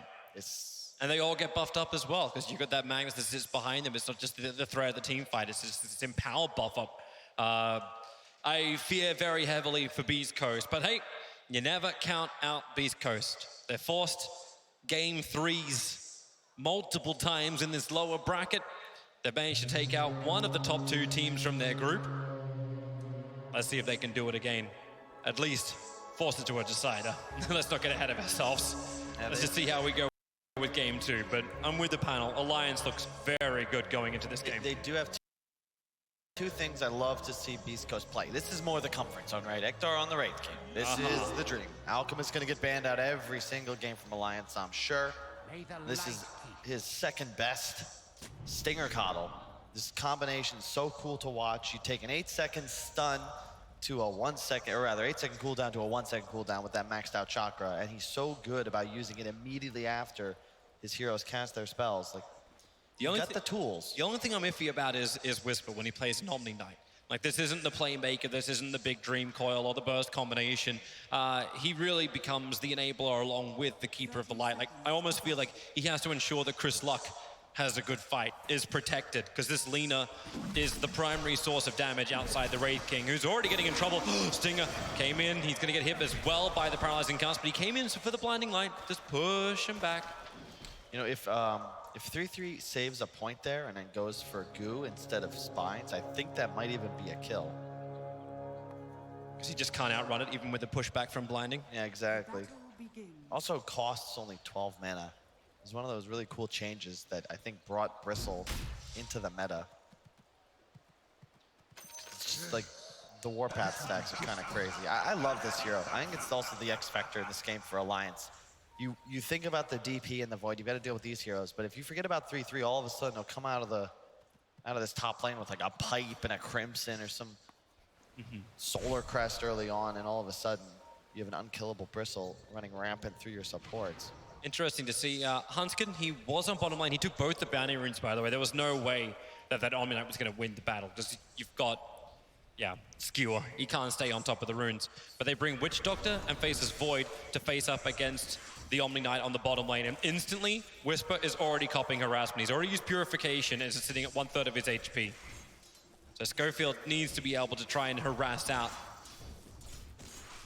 Slowly chip away at Nico. Top lane, already you can see 3-3 pulling the creep wave. It's just another reason I like the hero, of course. You like an Axe, like a Centaur, Darkseer, all these heroes that are popular in the offlane, with the exception of DS. He's been nerfed into the ground too many times, but you just farm behind the tower. There's really not much you can do. Yeah, Cottle just keeps pushing you around, but 33 is dropping low on life. Stinger's gonna be careful how long he sticks around, but he's got, well, hilarious, stick charge. This pun was not intended, just realized. But 33 will finish killing off this wave. And he just turns around. There's so many spine stacks. He's in some trouble now, though. You almost need to...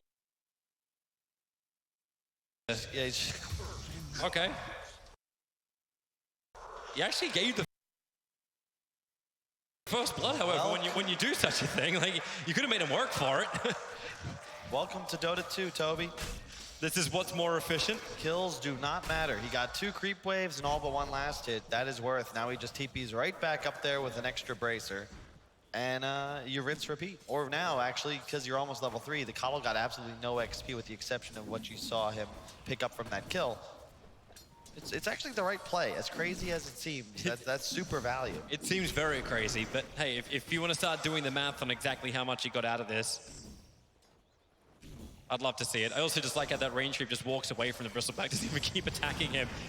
Stinger and K1 trying at least harass. It's like Witch Doctor moves to the bottom lane too, so there'll be 3 heroes.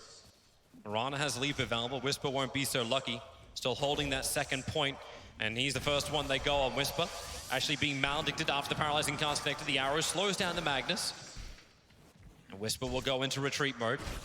But when you bring this many heroes, like keeping attention on the bottom lane, it just frees up 33 to do what he's doing. Cottle can't stop him alone.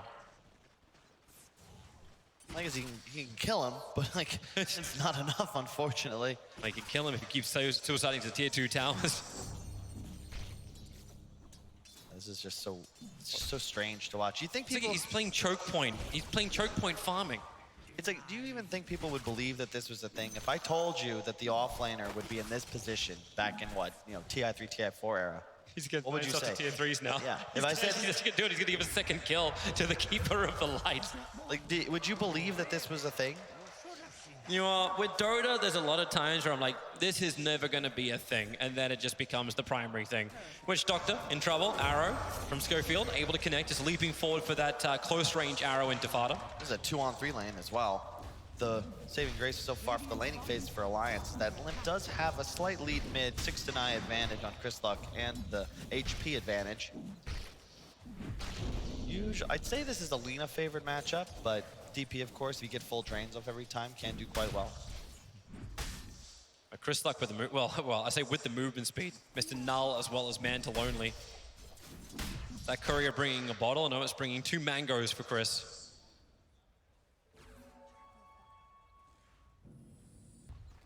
Oh, Priscilla's diving K1. He knows K1's not level 6. And by getting aggressive like this, it's going to force a rotation. He's just playing so aggressive. This is so much fun to watch. He's sitting behind the tier 1. He's not even going for the creep wave. Like, he's having to cut his way around to then come down to the creep wave as he hits 5. And Bristol has a great matchup against Wraith King. It's a very low armor hero, and you're gonna be able to spam Snot no matter what. You kill him once, it's very easy to kill him again, so long as you have some sort of TP interrupt. Schofield will fall. 1 more spray and they'll get that creep wave. There it is. And 33 wants to move to the trees to finish up his heal. Keeper of the Light still only level 2. He's spent all of his time trying to deal with 33. Paralyzing cask. Whoops. Hanskin skewered well off target of Whisper. So Schofield trying to punish him. The arrow is going to be able to connect. Witch Doctor, no paralyzing cask available. Just has the Maledict. No point pumping it off, however. Purification from Whisper kills off Hanskin. This is the second time they've gotten a kill in a 2-on-3 lane. Very nice plays from Beastcoast. They're doing great down here. Omni Knight's top of the net worth charts. You said you didn't know how Whisper would perform on the Omni, but so far, he's doing excellent. You know, I just want to beg the question though, like, is 33, like, when you look at the net worth charts, 33 is currently sitting at 1,600 net worth. The Keeper of the Light's 200 behind him. Has this really paid off on the top lane? What's gone down? Look, I don't know, but he's the professional. So I'm going to trust him. He's going to break the Wraith King's reincarnation here with a Quill Spray stack. Stinger needs a little bit more distance as well. He comes in just a blinding light in back into the Wraith King for another Wraith Fire Blast, trying to get in front of 33. The Illuminate able to connect. K1 needs one more attack, but 33 just stick charges, goes to the trees, and then he's going to TP out. The Dire Observer sees it all. They can't even kill him. Just force him off the lane. He's just going to TP Shrine, salve up, and go straight back top. It's the new offlane, right? You just apply pressure. It forces Stinger top lane, but unfortunately, his teammates aren't able to make the most of the 4-on-3 they have in the other corners of the map. Limp tried to get some pressure onto mid tower. Really like Schofield's rotation, just shooting an arrow at the catapult, taking it out. Slows down the push, and in addition, it ensures that, you know, because Limp can't block the arrow. If he catches one in front of Alina, he'll just die, even with ult running. And then he goes immediately back towards bottom to help out his Omni Knight. Already has phase boost, dude. Like, downside of the mag support is that you're effectively just a walking skewer. Yep. And so far, he's yet to connect on one. And he's so far not to skill up a second or third ability as he hits level 3 on the Magnus. I thought you would have given the Empower over to Nico to give him something. Now, you don't really want to. You want to keep lane control is the problem. Give him cleave. Push it too hard. 33 dodges the Illuminate by moving up north. To the trees we go. And K1 needs some extra information. Consume the Mango. And summon the army of the undead, but he's already salving up at 33. Comes back into the fight. I think he's looking to keep the stacks on K1, which were sitting at 4. And to your point about his net worth, Toby, a big part of that was his 5th salve. It's a lot of gold to be used just to regen up. Actually, another salve. Like, he's getting this, yes, but every salve is worth 3. Maybe the other way we got to be looking at this is the levels. Like, it's the sacrifice you're able to take. It's money, but you're able to get a large chunk of levels onto the Bristleback. Once you hit 6, then you can start threatening the tower. If 33 keeps the status quo of, like, being very aggressive, this tier 1 tower will come under siege. And can Wraith King defend that? It's definitely difficult, but Hector, he'll probably be looking to move into the jungle, as we can already see. It's no longer a place you want to be. Your team's ahead, you've won your other lanes. Chris Luck's done a great job, I'd say recovering, but just eking out an advantage mid now. Like the Voidstone pickup early on, too. Ensures you can just keep spamming that Q, farm as efficiently as possible.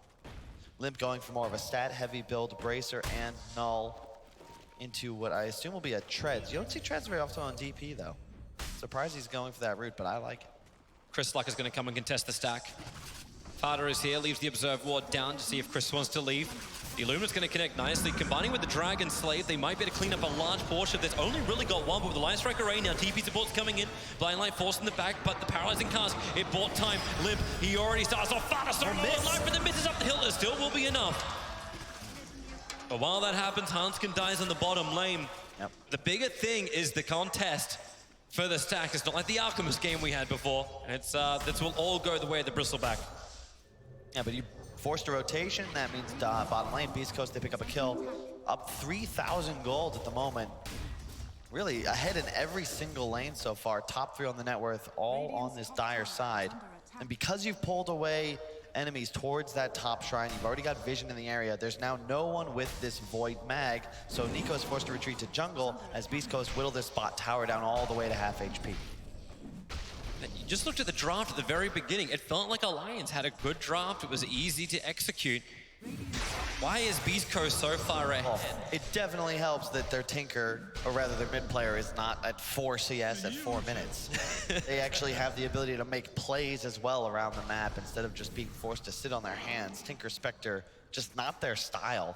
Fada got a nice D-ward off. Look at the Obzan Sentry that was blocking these stacks. And there's the bottom tower already, man. This is great for Beastcoast. Invis popped. Yes, Moonlight Shadow trying to get Stinger out of there so he can grab quickly the bounty rune. Light Strike Array from Lina coming in close in the Bristleback too. 33 trying to man mode this up, but Lina, he gets the Chakra, gets a little bit of extra space.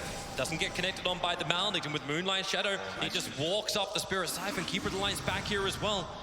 Wraithfire Blast is just a message to be sent to Limp to make him think twice about entering the dire side of the river. Whisper just TP's mid. He's like, oh, there's got a wave here. Want to go deal with this. He already has a Vanguard. Oh my goodness. There is really no huge source of magic damage on Alliance. And if he goes for an early Crimson, that's a big deal. Doesn't block the ghosts, of course, but it will negate a lot of what Void and Bristle are trying to do.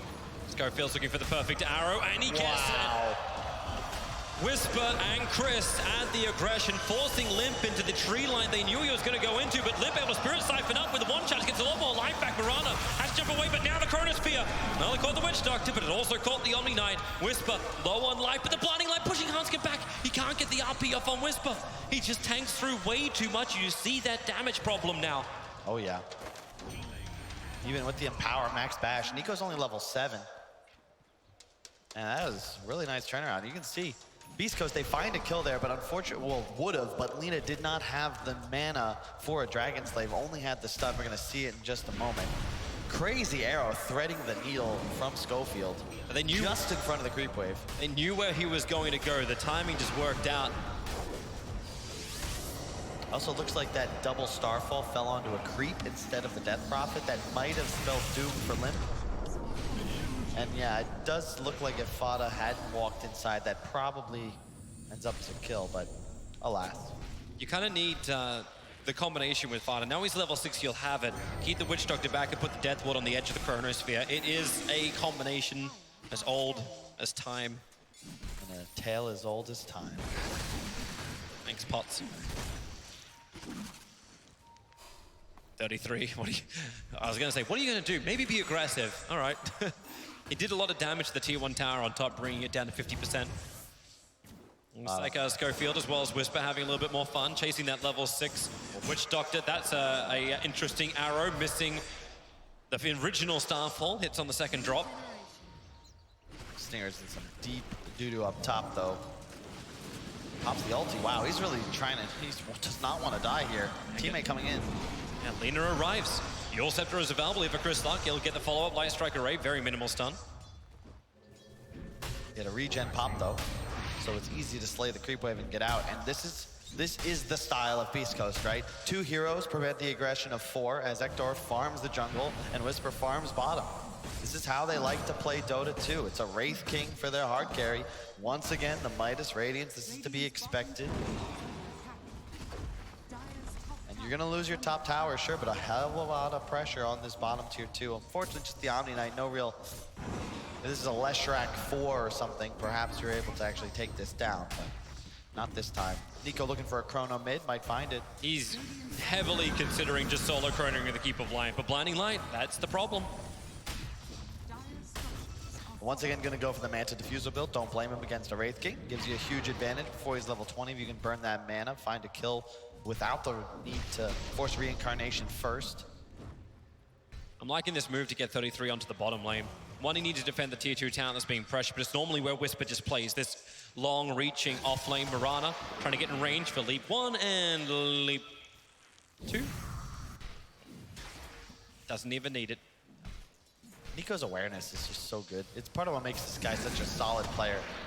Some guys, it's hard to explain. If you ever play like chess against one of those computer robots turned all the way up, you know, it's like they consider things that you're not even able to comprehend. Same one. Oh, and K1 cops so much damage. It's the double damage room. Now you get a huge Chronosphere. Blind Light gonna cause a couple of problems, not to mention the Raid Fire Blast on the Death Ward and the Chrono! There's your combination you wanted for Alliance. Holding in 3, getting the physical damage out. A lot of us being held back. RP will go to work. K1 represents the reincarnation. Nico Baby barely surviving the Laguna Blade that needed to kill him off, but this now isolates Limp. He's the last one really left up here. Makes a break for the tree line, but the Dragon Slave will kill Nico. Lucky not to get hit by the arrow. Fada still fighting strong, but also dying. Along with Limp giving Chris Luck that double kill. That looked perfect for Alliance when you get the Chronosphere like that, but the damage, where was it? Active Shrine, Toby. You're not going to find kills with the Alliance lineup. They just don't have the sustained damage. Here we go once again. Whisper. At least he can be Cliff Teasy. That's Schofield. Throws the arrow. TP's on cooldown for 30 seconds. Can someone get him down? Yeah, watch. This is super sick. I don't know which support actually tapped the Shrine, but Stinger, they're just trying to do their best to keep Wraith King alive, and before he's even in range, they're gonna get by Stinger. Just bam, pop the Shrine, all of a sudden, sure, you can kill Coddle through it. Also, nice stuff. You see Fada actually switch the targeting of the Witch Doctor ult, and while you're channeling, if you right-click, it'll actually direct the attack. Most people don't know that for whatever reason, including myself until about 2 months ago. Or, I mean, 4 years ago when I started playing Dota. Thank you for the education. Shake it off. Ready to go again. Not sure if that's what was going through his mind, Toby, but I appreciate your insight. Just trying to make it feel good after what probably felt like a little bit of a rough fight. You know, a rough early game. Could have been worse. You're 15 minutes into this. Well, I'm sorry. Like, is the feeling meant to be like, oh, my muscles are just so big, I need to stretch? I have a downtime. And Nico queuing up the BKB already. Again, I love the defusal choice also because he has this bonus and power from his mag. So he doesn't just have a defusal, it's effectively a Battle Fury too. And yeah. Chris Luck, you know how you start this. Light Strike Array into Arrow. The combination is just too easy to pull off. It was meant to be Alliance who have that strength. And again, this is the style of Beastcoast, right? Chris Luck on a killer, constantly head on a swivel, trying to find heroes around the map to slay. That Shadow Blade enables him too. Oh yeah, and the damage talent, Lina. This is the killer build that I just love. It's my favorite way to play the hero. And Hector is still... Oh, the arrow! Skofeld, he sees it because the Observe Ward up on the hillside with Laguna Blade. They're trying to break through 33. First time Stinger. Ashley using a blind light pushes him away, so Nico looking for revenge. Chronosphere onto the Mirana, now turn her attention in towards Keeper of the Light. A lot of life comes back his way, however. And the Moonlight Shadow, it was the last thing that Schofield gives in death. I'll get rid of that tick at one point. That was a bit of a miscue from Chris Luck there. Everyone knows not to hit the Bristleback in the back, but he still has side damage reduction that's half as effective. All of the Lina damage was pumped into him. If he had moved maybe 30 or 40 degrees around him to the left, that would have been a sure kill. Sorry, I just need to get a Blink Dagger to go along with this, or 4 staff, so we can start throwing people around. There is a new item which will come on the way, because keep in mind the K1. I love how he hasn't, well, obviously he's reincarnating Wraith King. Hasn't died during this game and is still working his way towards a Radiance. It's currently just shy of 18 minutes. But not being involved in these fights, just pushing the bottom lane, having the farm of the jungle. It's all progressing towards this. Chris gets his money through fighting. And it's all about the comfort zone, right? Especially here, this late in the tournament, Saturday night, Beastcoast having battled through. If you're going to go out of a tournament, do it on your comfort heroes, right? Do it playing the type of Dota that you've been winning with the last few months. No more slow balls. Just all about the aggression. We'll look for the Wraith King to start getting active. The moment this Radiance comes online, he's going to get a Blade Mail and start running at the enemies. That Whisper is such bait. He's pulling the creep wave over. Mirana is right behind. Lina wasn't too far away as well. Observers and sentries being planted near the mid lane. Any information they can have if that Lina's coming for a fight. And that's what Chris Luck has to avoid. If he Shadow Plays and goes down this ramp, Alliance will be ready. But he doesn't need to. They're just farming everything else up. Wraith King's pushing the bottom lane and look to the tier 2 tower. And Radiance is there. It's very dangerous for Alliance. All their vision is concentrated on their own side of the map, so they don't really have that ability to get aggressive just yet. Everybody kind of forced to play conservatively, holding hands with each other as Fada just follows Limp towards the unknown area. Oh, Yule Scepter up on Limp, looks for the silence, but the leap. Schofield able to get it off. They're in that one little pocket in between the 3 wards of Alliance, though, so it's really dangerous to walk this hill. He's facing towards Beastcoast when he walks directly in this way. The arrow flies forward, is off target, however. Thought he'd go towards the side. Now Nico Baby looking for a Chronosphere, pretty grouped up. Fada is already going to go down. Dead for 30 seconds without buyback. And do they have detection?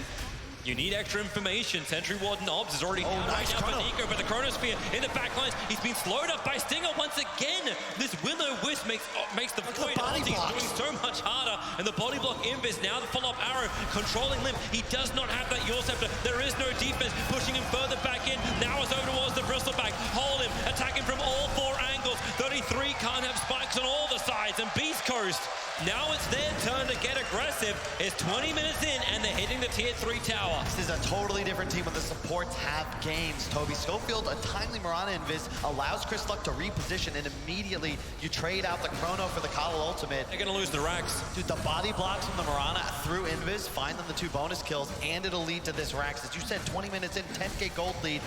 The 3-3 buyback's not even going to accomplish a damn thing. His team's not even here. No, they actually thought maybe the Magnus could be here, but he TP'd towards the top lane to farm up the remainder of the Blink dagger. So Blink and RP is up, but he was on the opposite side of the map, meaning Beastcoast, 20 minutes in, had the full lane of Rax on bottom go their way.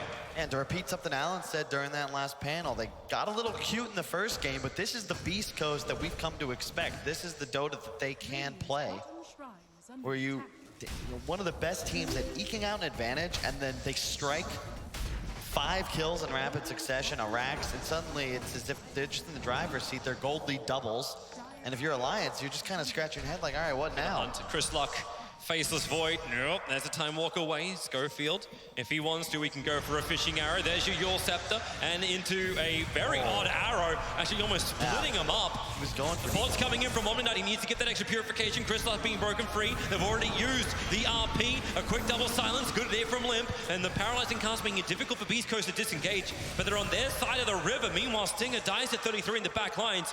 Beastcoast just want to disengage from this, and 33, he's on the hunt. The Shockwave pulling Whisper back in again. Another quick silence is over on the Omnignite. Doesn't have much to give. Wraith King's on the way in. Arrow well off target once more. Omnignite trying to get away from these Quill Spray stacks. The only thing he can do is use his GA. The Yule Scepter up towards the area. He'll hit the deck, but Whisper's still alive. 33 hasn't finished the job. While in the backlines, Chris led on to Nico Baby. So Yule Scepter up towards the air, and he is totally alone. Chris Luck brought down by 33. The Moonlight Shadow, he did not stay invis. Sentry Ward was down. Down but not out. A nice fight from Alliance. They looked up, as soon as Chris Luck goes out of position like that, it happens to him every once in a while. His heroes are often a bit squishy. He finds himself in no man's land.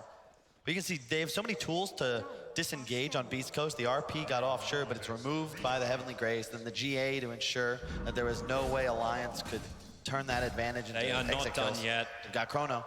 That they do, but they didn't want to just jump on the Wraith King, not while Reincarnation is up. That's not the target you want. K1, of course, he's got the Silver Edge queued up. He prefers it to Blink anyway, but when you're playing against a Bristle, it makes sense.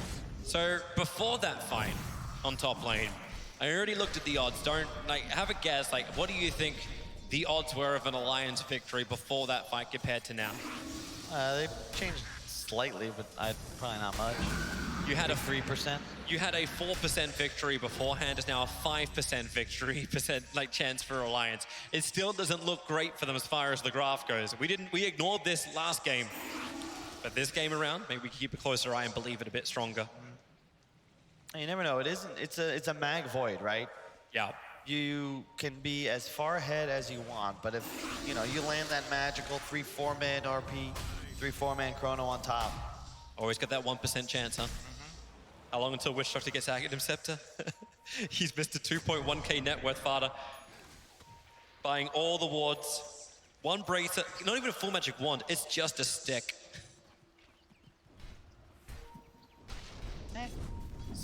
That's not bad, it's respectable. He's got a smoke. They really want to be able to fight. This Blink Dagger RP from Magnus. Just in the last one.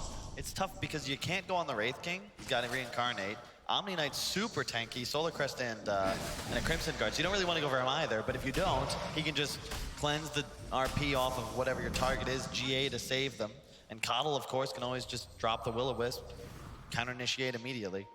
And this is actually so good for Chris Luck for timing too. He's going to kill off this Ancient. He now has the money, and that's an Aghanim Scepter 24 minutes in. He won't have buyback if he gets it. And the Silver Edge we were discussing, K1 is building into it now. Already has the Shadow Blade, he just requires the ultimate orb. So they'll have Break, and now they've got Pure. Not to mention, Keepers might be like, hey, let's give you some more. Smoke from Alliance. At the same time they smoke, Nico Baby time walked himself to safety. They look towards Roshan. 33 is not at the cover of the smoke. The arrow flies forward, looks into the pit, but no one's there. But the Creepway's pushing in through bottom lane, is taking out buildings inside the base. If you want a good indication that Alliance are doing something crazy, this is it. Yeah, exactly. Like, they're on the tier 4s. This is a huge play, sure, from Alliance, but it's definitely telegraphed. Arrow again, that's a 5-second stun over on 33. Moonlight Shadow from Beastcoast. They're coming closer. The Observer doesn't really see a lot. The Bash, 33 just can't get himself out of the pit. Roshan refuses to let him leave, so you're slipping from Lina. Up we go, but a 3-man silence from Limp. That'll create the space. Combining with the Deathwater, quick force up. Get him far enough away. No, skewer back over. The Will-O-Wisp, they're all being caught. Whisper, he's surviving through this. They couldn't get the damage. Chrono, Nico, he doesn't know who to do it on. He's found his target. It's going to be Chris Luck. Schofield, he leaves himself into the edge of the crows of the blinding light. It makes it difficult, but not impossible. They've got 2 and even Diffuser blade charge. Used onto the Omni-Knight. Alliance with back-to-back-to-back kills. What a sick play. They didn't get the kill on Limp. He lived with like 14 HP. Yulses himself up in the air, then gets the drains up to ensure he stays alive. Blinding Light's causing some kind of problems, but Roshan still goes the way of the Radiant. Nico, he'll grab the Aegis, the Immortal. Tier 4 towers did take some damage, but you're okay with that trade for Alliance. And they didn't have the Wraith King either. That's a big part of the reason that fight didn't go so well for Beastcoast. He was thinking there was just going to be a skirmish, bit of a distraction. He'd be able to press tier 3 mid. Then they find a fight when he then runs back to the pit and pincers the hero stuck inside. With the 5-second arrow maybe actually made you think this is a better fight than what we had. That's huge. Yeah, Nico Baby now with the Aegis. He'll have the Diffusal Manta combination coming up in just a moment. No, what? Wait, who? Is that a Sanj? Is he going? What are you looking at? He's going Sanj and Yasha on Void. I have not seen him pick this item up ever. It's status resist. It's a little quality of life. Maybe doesn't want the Manta. And yeah, we can see. Good force staff. Excellent skewer from Hanskin. Also ensures he can conserve the RP.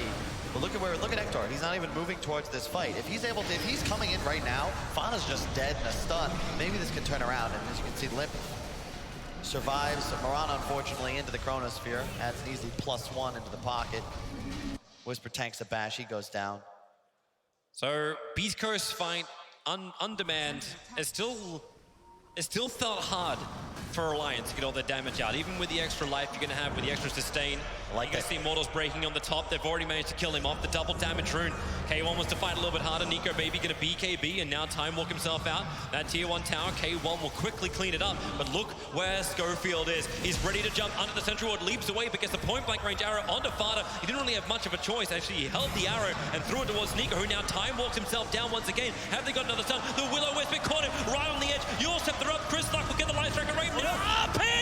And catches them all. 33 once more time. The Will-O-Wisp is buying some recovery time. However, Beastcoast so low on life, but it's only Schofield. They turn with the Laguna Blade. They goodbye to Limp. There's a good Chronosphere. Stinger, blinding lights them back out again. They'll get the damage in to kill off the Lina. Who's going to be the next target? Still trying to dodge K1. He has the reincarnation. Looking to kill up Nico Baby, who can take off all the damage with a quick old time walk. As Whisper staying with his core, trying to do the extra support work to get him now to get a dive back over on Fada. K1 will crit him down. It is not a happy day to be a support. They still watch the back line. Nico is on the run out of here, and Invis Room will help him escape.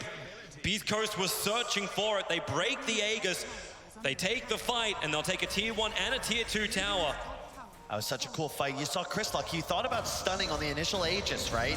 But he just Dragon Slaves. He realizes he's going to die stunlocked. That meant that as soon as he came out of that reincarnate, he had to pop BKB on Void, or he was going to catch the stun and potentially go down again. Pulling skewer, pulling in K1. Remember, he's got the reincarnation. A lot of damage into the Magnus. Whisper still there to give the big damage and support. K1 wants another target over towards 33. He's already used the Silver Edge. Doesn't have that option. Nico jumps in. The GA giving that level of protection to Beastcoast. Whisper loses almost instantly, however.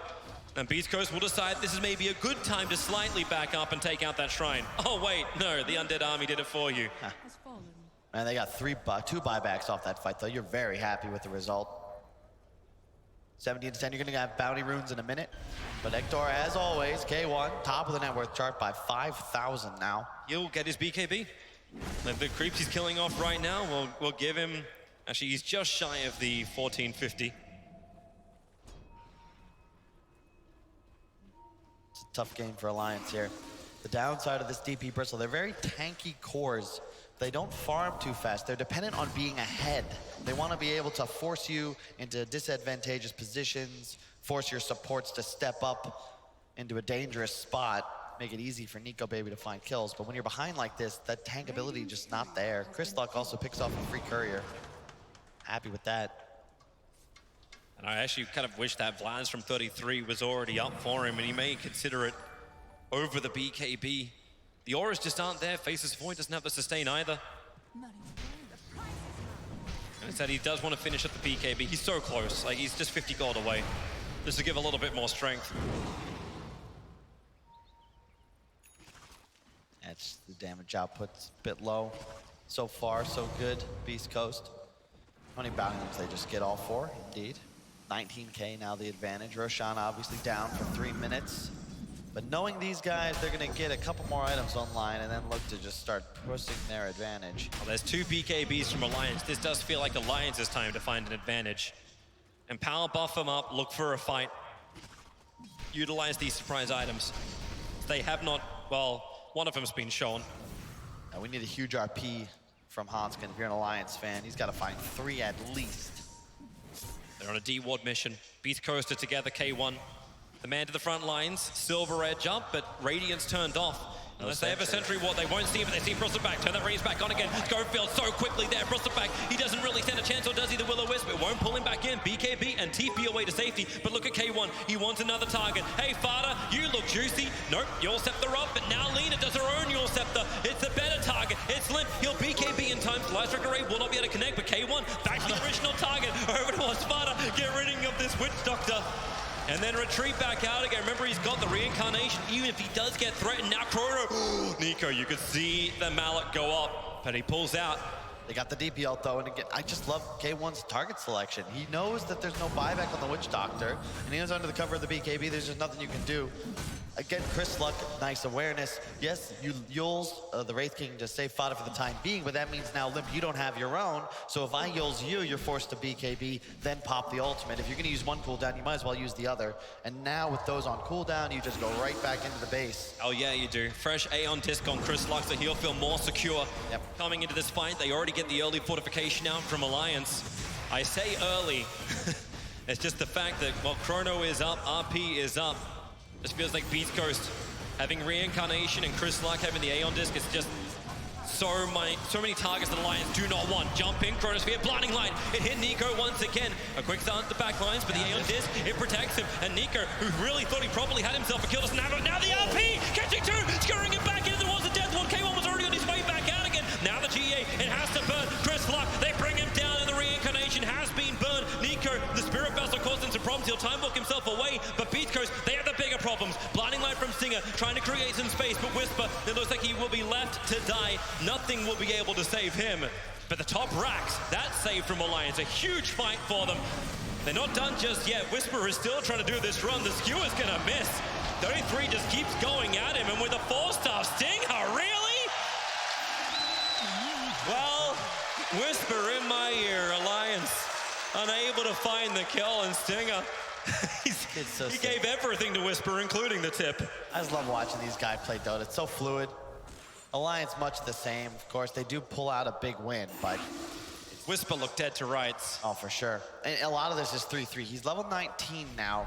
Warpath, he's playing with 9 stacks in almost all times because he's spamming the goo off cooldown. It's giving him 34 damage per stack. There's an absurd amount of damage, plus 306. Time to push.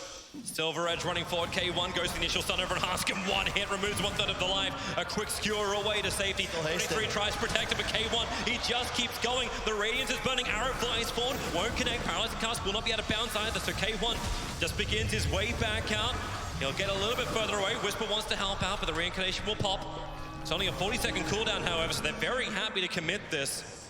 It just doesn't make the best the window of the Chronosphere being down. Still another 30 seconds on it.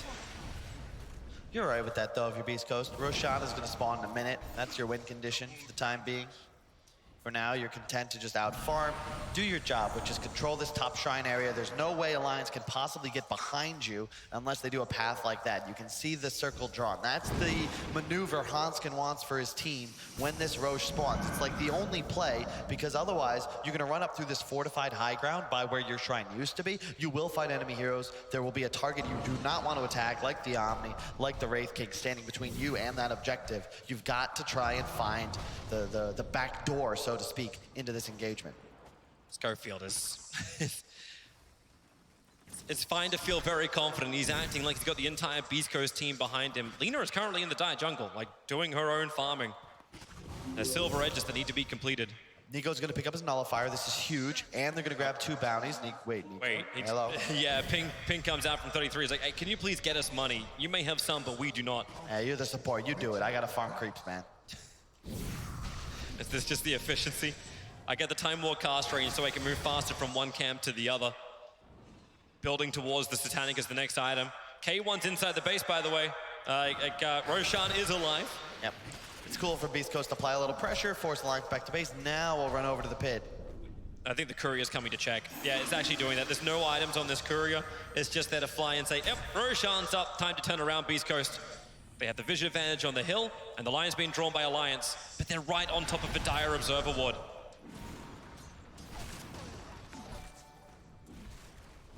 This movement from Alliance very visible. K1's playing the bait in the mid lane, while Roshan's being done by Chris Luck as well as Whisper. I'm like, oh, he's just farming. Yeah, he's acting like there's 4 heroes behind him. This is what I mean when I say bully. If you're gonna be this ahead, right? You know that you're not the target. Put yourself in a position where the enemy team is forced to back away, acquire positional advantages, which then lead to objectives. And easy Roche, cheese on the deck, AC finished on K1. He just TPs onto his own, trying to continue farming. Almost level 25, gonna steal this illusion rune to ensure the other lanes can stay pushing. While he does so, wants to get, I would assume that Reincarnation cast's Wraithfire Blast is always cool to watch. Problematic for Alliance. They're already having a hard enough fight as it is, and they need to be able to kill him now. Like, it's not just like one, I think it's like 3 heroes you basically have to kill twice over. I just realized how conceptually broken it is to have this Chakra magic spam onto the Wraith King as well. Because even if he reincarnates, right, and you spam Chakra, 2 of them turn his 40-second reincarnate cooldown into 24. How do you kill this guy twice that quickly unless he's grossly out of position? 3k HP, a billion armor, and an Omni Knight behind him. Grossly out of position has to be the name of the game. There's a 2% chance for Alliance right now, and they need to hit the greatest combo of all time. But look where K1 is. He has the dire Observer Ward. He's looking for his own target. He knows there's no sentry, or else that Observer Ward would have been killed off by now. Okay, well now you'll see him walk up, try and hit the tower, gets the Blade Mail up, and a quick 4-star from Stinger. Knows he can create space. If BKBs get baited, you're okay with that. Just all the little things, man. I love watching these guys play. Stinger even doing a quick little illuminate there. You might wonder why. It's to cancel Blink Daggers. Hanskin has no BKB. If he's moving forwards to perhaps go for a skewer, catches the wave, all of a sudden that's a no-go. And now with the Aegis, now with the cheese, the level 25s, it's time to go. Just put the Heavenly Grace on K1, attack the range tracks. It'll take 6 hits or take a skewer from Hanskin, pulling K1 closer towards the tier 4 towers by the Chronosphere of Nico. It controls the choke point. And maybe now they can kill off the Keeper of the Light. He's been the biggest problem of all, and he will go down, but K1 still fighting underneath the tier 4 towers. He'll get the kill onto Hanskin, so a rebuttal, but Hanskin is his own buyback. K1 finally going to go down here in the mid lane. Time locked up. Lina is taking the top lane of frags while this is going on. The RP, but instantly hit by the arrow too. They need the follow-up damage, and 33 is there to dish it out in droves. The BKB is giving him protection for the moment. They get Laguna Blade. Nico is already down, and with a Will-O-Wisp, Alliance have no more immunity to fight in this one. This is Beastcoast zone. 33 still getting the Quill Spray stacks up. Someone needs to kill him. K1 is on the job while Limp is being killed by the rest of Beastcoast. Now 33 to die in the tree lines. Light Strike Array, they'll Yulsever him up instead. Bring him down and kill him off. What a fight. Beastcoast dominating this fight. I think they forced all 5 buybacks. And out of gas, sure, but all cooldowns on Alliance used as well. They have 1 buyback on Witch Doctor. That's the only one that's left up. But no Chronosphere, no RP. Aegis still over on the Lina. Reincarnation always on K1. And the Lotus Orb will protect him. As that melee racks will fall, they still don't want to go on him. A paralyzing cask and Maledict. That's nice. Arrow will dodge everybody else, but Bristleback broken and having the Spirit Vessel on him. Nothing he can do. K1 runs forward. Bristle's down for 100 seconds without buyback available. That's the final buyback of Alliance being expended. But it feels like Beastcoast, just like they have done time and time again, they stick it to these top teams. It's like they give you the game 1 just to make it interesting, then they turn it on for game 2. Vada once again just being pursued. He bought back into the bash, slain again. This will be Mega's, almost certainly the game now. Nico's going up to Coddle. He's got a message sent over towards Stinger, and Stinger will send one straight back. I don't care if you nullify me, you can't nullify the effectiveness of Beastcoast. Here you go with a Blink Skewer, dragging K1, but he's not near the tier 4 towers. He'll go one-on-one with Nico, who does not want this. GG is finally called. Once again, we look to our final game of the night, and we will look to a Game 3. Beastcoast, the lower bracket runners, Wind and Rain went to 3, VG went to 3, and now Alliance going to 3. Thankfully, it's a bit earlier in the night for the squad. They should be a bit more rested, only 10 o'clock local. And if they play like that, I fear for Alliance. They were on fire in that first game. They've got to find something different now. The Void not going to work out a second time. And I think a big part of that's just because Beastcoast, they played with so much more aggression. They had a laning advantage, and specifically, they had stuns. Low cooldown stuns, team fight, and this Coddle Wraithkin combination. I do not think they should get that again. You know, the funny thing is, like, it actually feels like Alliance is running the same run as what we saw last night from Beastcoast. Like, okay, we're gonna play the first series today, we'll come in. Oh, how did that one go? Well, VG won that first game against Beastcoast. Now Alliance comes, like, okay, well, we'll win this first game. Now we're gonna turn it back the other way around. Like, it's just great to see, and it's great to see lower bracket runs. They're the most entertaining because elimination is always on the line, but Beastcoast, they're looking good, but so are Alliance in game 1. I wonder who we get in game 3. Yep, all that's still to come. Lots of symmetry involved as well as we come back to the desk. Got BSJ and Haz alongside me to give you their thoughts on a terrific second game. This time around, it's Beastcoast, and as I said, symmetry is the key here. Gents, in the group stages, they lost 2-0 to Vici.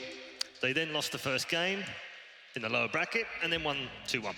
They lost 2-0 to Alliance in the group stages and lost the first game in the lower bracket today. Badum. I'm just saying. You're just saying, and I mean, I think you might be right, because this team, we talk about Hector, we talk about Wraith King, all three of their cores. Look at these net worth distributions. Crazy. I think we overcomplicate things. They pick these lineups where they know all three cores are gonna fight, are gonna be able to farm in lane, and then a lot of these highlights, look at where the fights are taking place. They're fighting away from lanes. They're fighting around shrines. They're creating chaos so that even if they lose the fight, they're not giving up lane pressure. And meanwhile, the other core is off pushing some other lane, farming his face off. Yeah, I mean, that top lane fight was a good example of what Hector does sometimes. I mean, I think the tier 2 was still up and he was diving behind the tier 3, chasing. I mean, what are you doing back there? Yeah, it's funny. I think Alliance thought the same thing we did. I look at their draft, I'm like, they just have all the boxes checked off, and their game plan's so much more simple. They win the late game, but Beastcoast, man, I said I was gonna stop being skeptical, even though I still chose Alliance to win that game. There's no better way to win the game than just win all three lanes, up by 5,000 net worth or so at 15 minutes. The Lina absolutely taking over from the mid lane, and yeah, this engagement, I would say the Bristleback at the top lane just wasn't the same as we saw it against VP. It kind of was like detrimental. In this case, it almost felt like a liability because it was almost feeding more gold than it was giving. I think a very revealing moment. You talk about that Bristle on top. There was a moment about 6 minutes in where it looked like they had a kill on the Bristle. They're both chasing him. And Hector's like, nah, you go ahead. There's a creep wave over there. I'm gonna go farm that creep wave. Meanwhile, his shrine's down, so 33 at TP back to his shrine, has to come back to lane with 40% health. That's just all about winning the lane via economy. Yeah, they just don't care about the kills. Yep. CS, more creeps.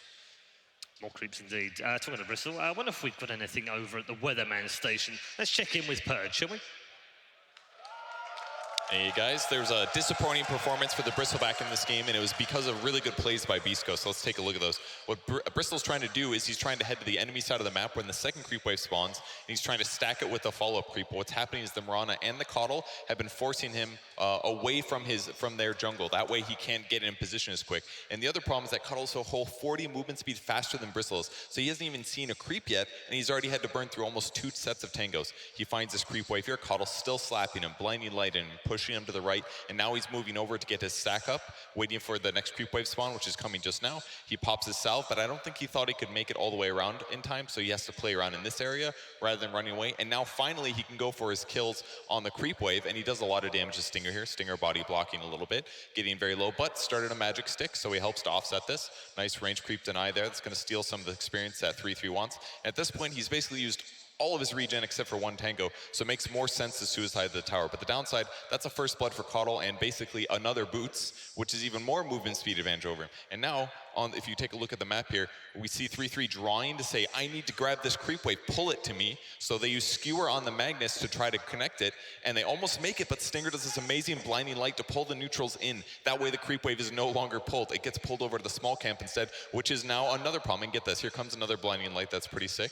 Right as this creep wave is dying, he blinding lights, it pushes 3-3 away, and this range creep doesn't aggro. He pings a couple times angrily, because he knows that's more experience I'm not gonna get. So he goes again, tries to pull the creep wave. Hector shifts over, uses a great stun and spell because he's not using them anyways. He's contributing some damage, and that helps make sure Cottle can kill him. And he almost dies here, but again, big movement speed advantage, gets his entire salve off, and again goes back to slapping Bristleback in the butt, who again stacks the camps, eventually goes all the way over here to clear this wave, and he does kill it, but it also means that Cottle gets another big kill and another gold advantage. So if you take a look at the net worth here, at the 5-minute mark, they're equal on the same page. And at the 10-minute mark, take a look at Bristleback's net worth. Really low compared to the enemy heroes on Beastcoast.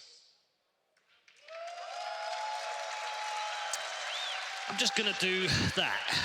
Bow to his superior knowledge. Fantastic breakdown from Persian once more. I love seeing stuff like that when it's extended as well, and you can really see into the minute changes with little things that make such a big deal. What defines the top-tier support is understanding core matchups, not only understanding what enables your carry hero, but also what the game plan for the enemy team is in the lane. And you see it there. He just dissected it. Like, he knew exactly what he was going to do, read him like a book, played it perfectly, and you feel it in the mid-game. Yeah. That's the 5-position impact. That's how supports win games, and something to learn from if you're trying to get better at supporting. It's fantastic to watch, isn't it? Absolutely, and it illustrates how well that we're controlling the entire map from the support position. It's not just about winning one particular lane. It's not just about forcing a fight in one location. It's about, we know that we can stick to our lanes and get favorable farming matchups. Yeah, fine, you know, we're willing to fight you if you want to fight, but at the end of the day, all three of our cores are farming all game long. How many games of Beastcoast have we seen in this tournament now where 2 or 3 of their cores are just on top of the net worth board for the entire game? Yeah, they're either snowballing lanes or they're drawing the game out. That's their play style, and they do it beautifully. Alliance have got to shut that down in game 3. They can't afford to let them get away with that, otherwise, we've seen them come from behind, right? Never mind start off really well and then start ahead. If they do that in game 3, this is curtains for Alliance, isn't it?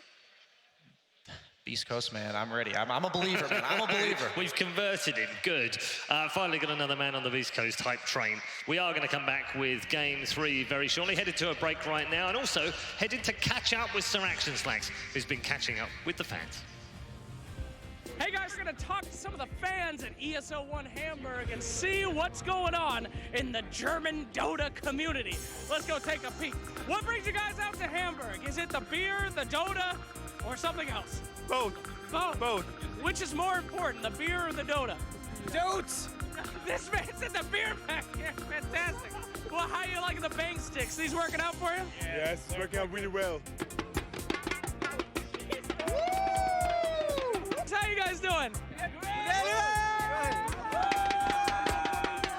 What is this?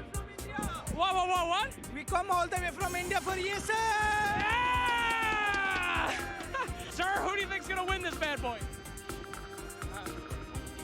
Let's go! The whole event? The whole event! Alliance. Alliance lover. All right. Can we get a 1, 2, 3 Alliance? Sure. All right, ready? 1, 2, 3 Alliance!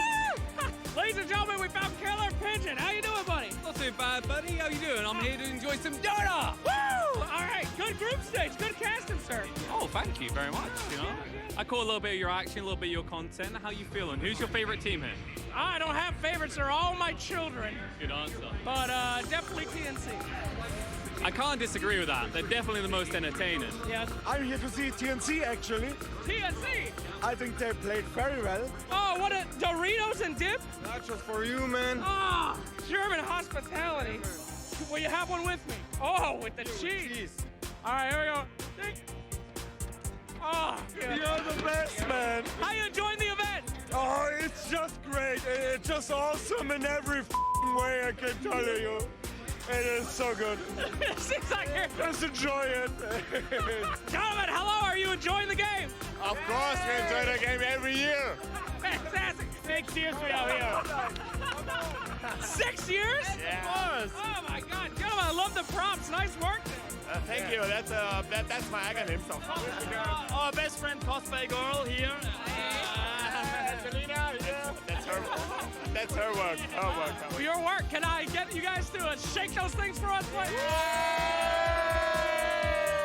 All right, thank you guys. Thanks for coming back. Who's going to win this game? I don't care. Well, I'm not sure how much we learned, but we did learn one thing. The German Dota community is hyped for ESL 1 Hamburg. Woo! Let's get back to the action with you guys. We rise up from the dust and claim our throne.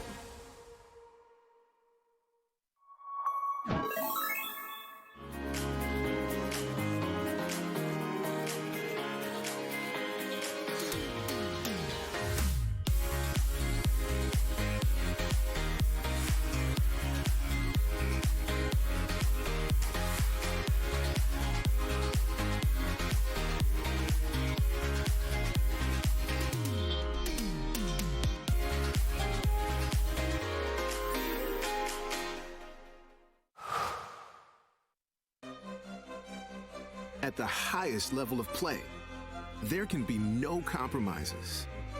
Gamers demand the highest clock speeds to give them the FPS they need to perform. Rise to the moment. Intel Core i7, the official CPU of ESL 1. Intel, unleash your brilliance.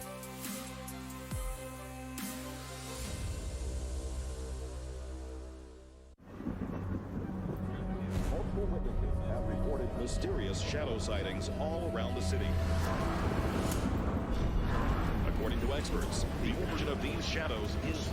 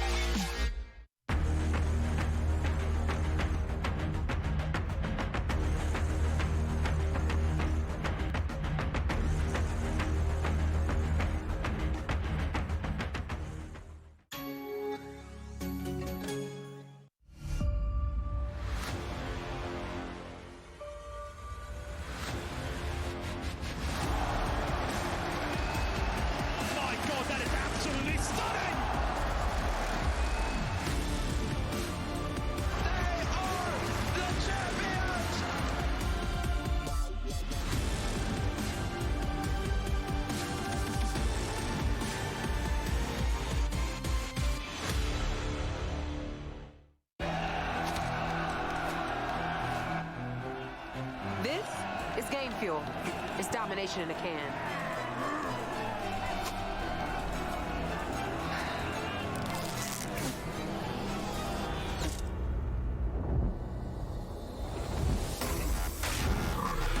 Aw, tastes like loser tears. New Mountain Dew Amp Game Fuel. Victory in a can.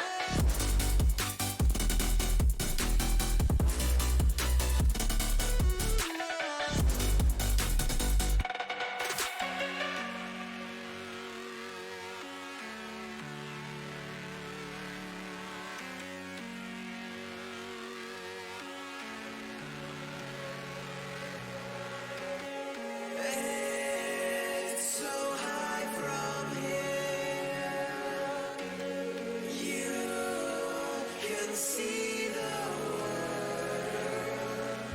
Aren't we all insistent to be small?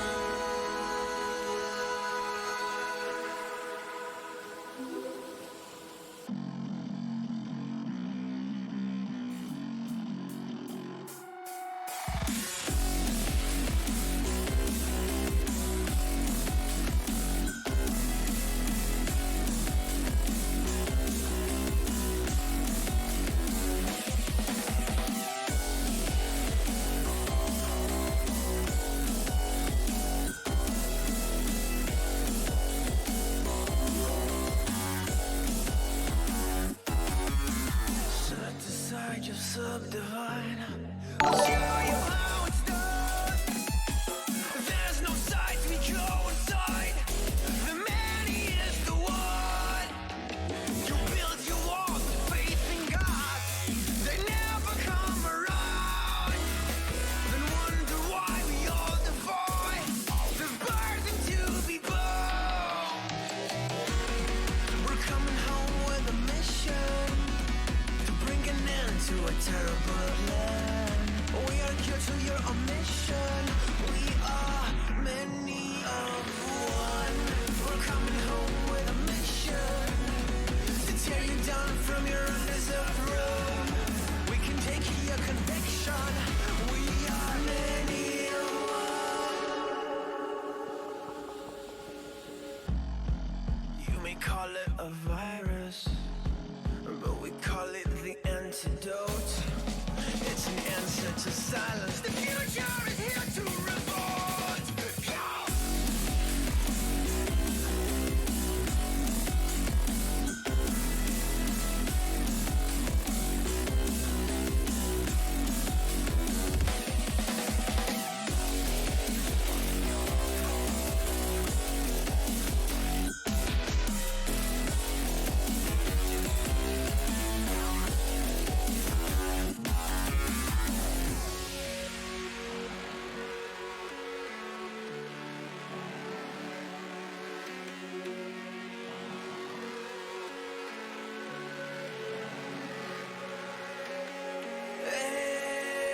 It's so high from here.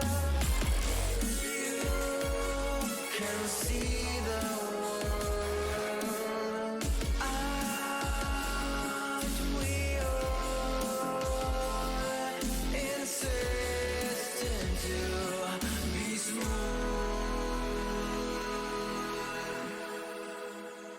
Guess who's back?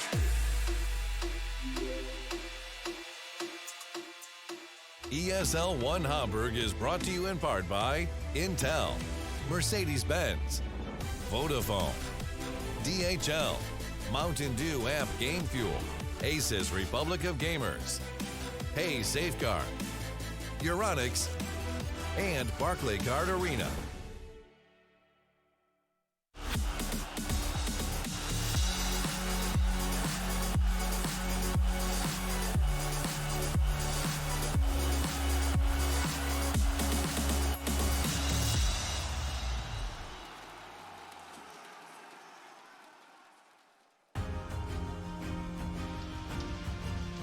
Welcome back to Hamburg for live coverage of ESL 1 Hamburg 2019. The 16th ESL 1 tournament is well underway. In fact, we're on day 5 of the complete tournament.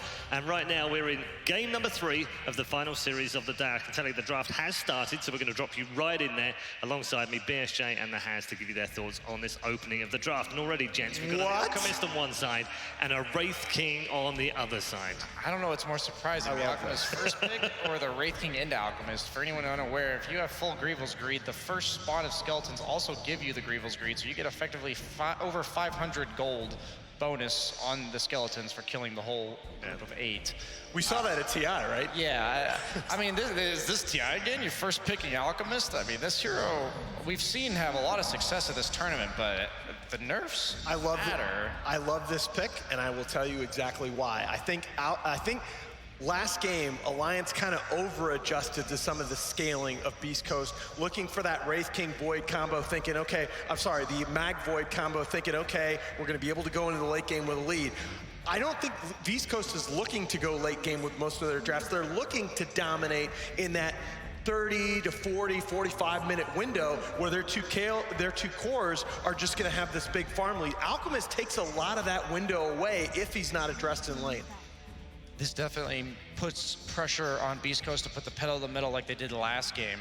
We talked about the polarizing playstyle of Beast Coast, kind of either snowball from the lanes or they choose to outscale you like you said. And this game, Alliance has kind of made that decision for you, right? And we saw Beast Coast have no problem doing that last game when I thought Alliance had decently strong lanes. Yeah, you have the support mag, but they clearly had no issue running them over last game. So picking this Alchemist that early does make me a little nervous that Beast Coast can abuse that.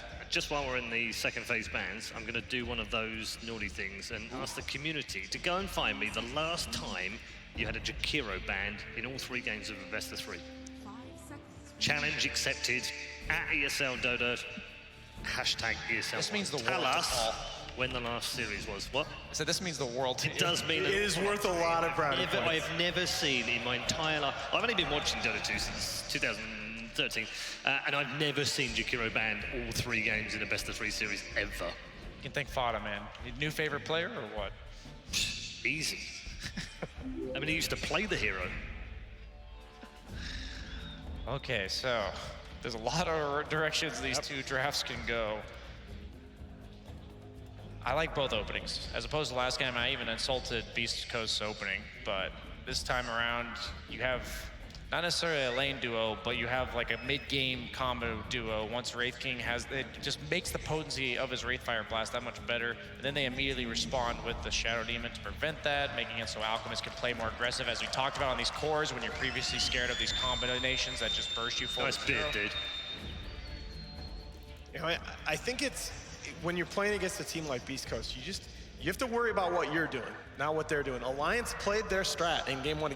Game 1 Alliance of this series looked exactly like Alliance playing against everybody else that we've seen them play against in this tournament. They're gonna get Nico Baby online, they're gonna do their 5-man thing, choke off the map, play methodically. Game 2, it looked like Alliance were more trying to play Beast Coast game.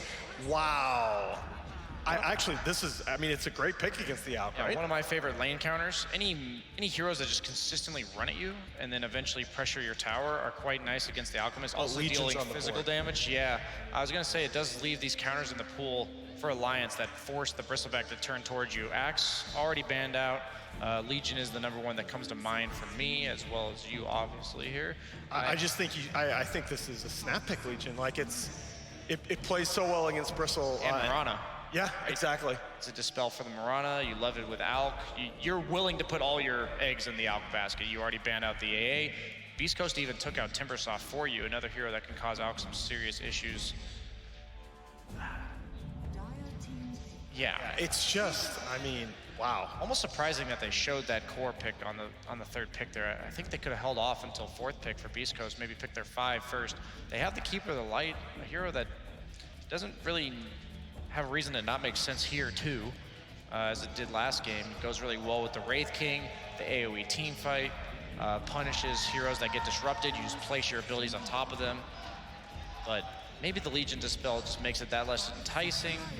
Okay, no, they just go it's for just, it anyway. Again, you just see the easy hero picks here, right? Yeah.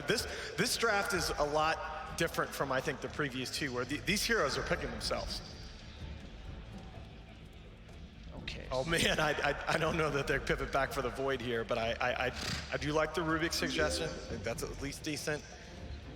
I think really as Alliance, the biggest box left to check is you get Limp a matchup that he feels super confident in mid, because that's, again, you saw in the previous game, Chris Luck really did well on that lane against the DP. Can I just say that Kunkka's still in the pool?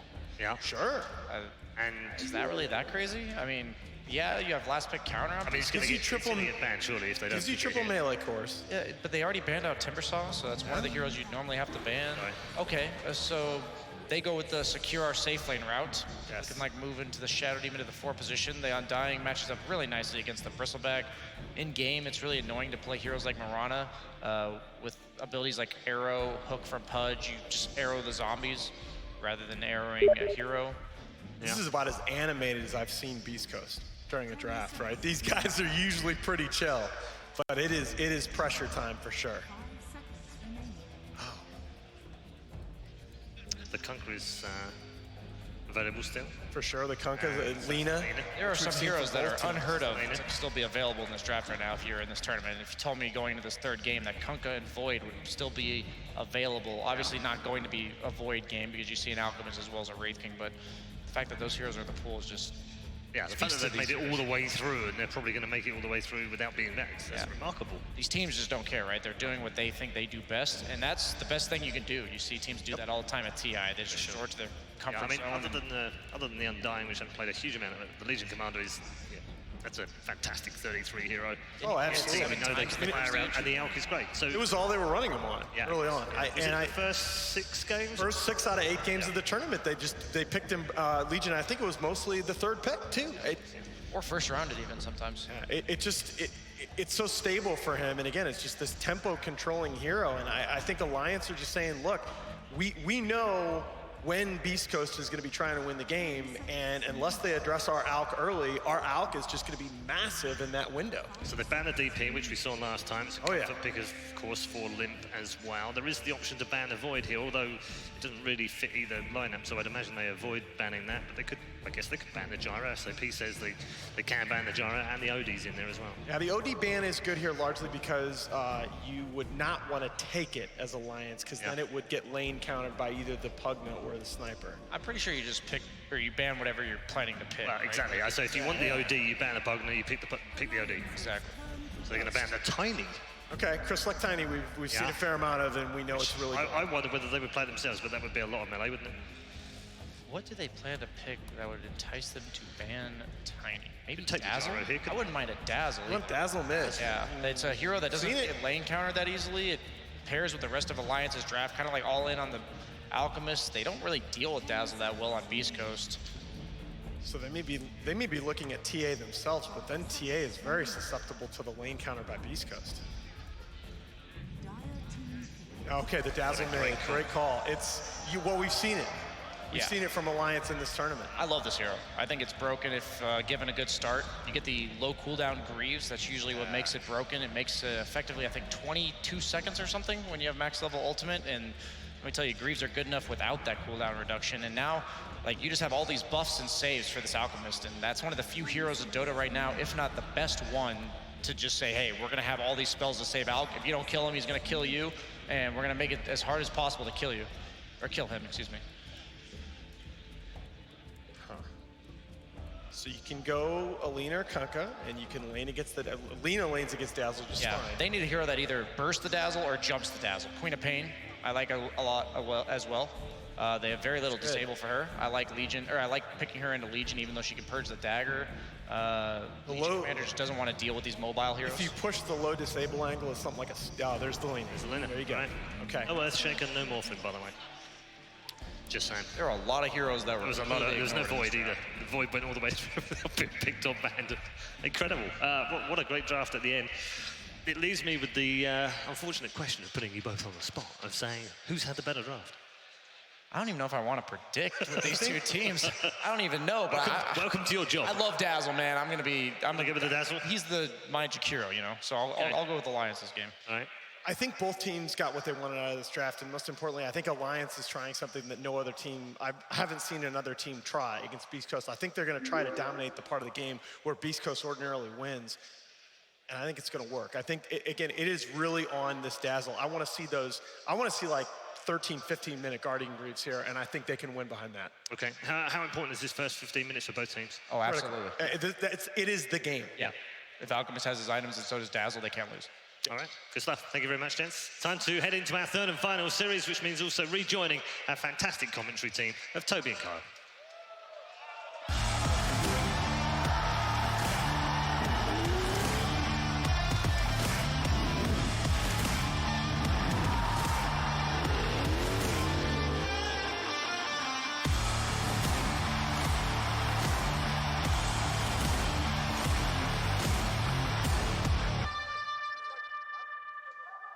Our final game of the night, Beastcoast. We'll see if they can do it again by pushing through and getting that victory. They're using alliance strats here. The old alliance, old alliance. Coddle and Bristleback together. Back when RK was a professional player. But this is a whole new alliance team, and their draft looks very solid as well. It's always been good, though. I mean, you've got alliance with the Alchemist, Beastcoast. They using something Secret tried both successfully and unsuccessfully back at TI. A Bristleback versus Alk. You want these big beefy heroes that can kind of stand in front of towers, bait the Alk in, and just prevent them from hitting that huge timing where they start pushing. But I gotta say, Alliance's lineup has so much gas, man. You've got 3 different kinds of saves, so much sustain. You can duel the Bristle, force him to face frontal. And then in addition, you have Dazzler, who's gonna get that early necro, all the minus armor when you spam spells. And Nico Baby Alchemist. Yeah. Has this hero lost? Stinger, don't do it, turn around, get out of there. That's gonna be problematic if they could only have Huntskin instead. So that's the downside, where stuns are a little bit harder to roll out from Alliance. Saves galore, but not a lot of stuns. Oh, wait, okay, if at first you don't succeed, try and attract more attention. There's 4 heroes from Beastcoast on the bottom, and it's the same for Alliance, so we'll battle over the runes. Legion and Wraith can do their thing up on top lane. The Whisper's already starting the Coil Spray stacks up. There's already 8 Decay stolen. Light Strike Array unable to connect, still battling for that runes. It goes the way of, well, what do we got? Nico Baby. He's got a Bafada. 4 Coil Spray stacks up, still a hell of a lot of life to tank through, but this is what Whisper wants early on. He just wants to harass down. Fada staying in range, so is Huntskin. But there's no follow-up after this, and that just means the bounty runes for all of this battle is a 2-2 trade. A lot of regen expended, however, so I guess we take those. Nice, Nico Baby gets the stick before the Quelling Blade. Very much so the right choice, although now he's in no man's land. He can't TP either. There's an arrow available. Yeah, all they gotta do is block him in the tree lines. Schofield, if he hits this arrow, Nico Baby will go down the body block. You don't even need the arrow. Nico is held, controlled, and killed by Whisper. Unfortunate. Not how you want the game to start. And I love this from Beastcoast. A little bit of aggression. Get this Alchemist, slow him down. And now that you have the first blood, you just leave the Coddle Bristle.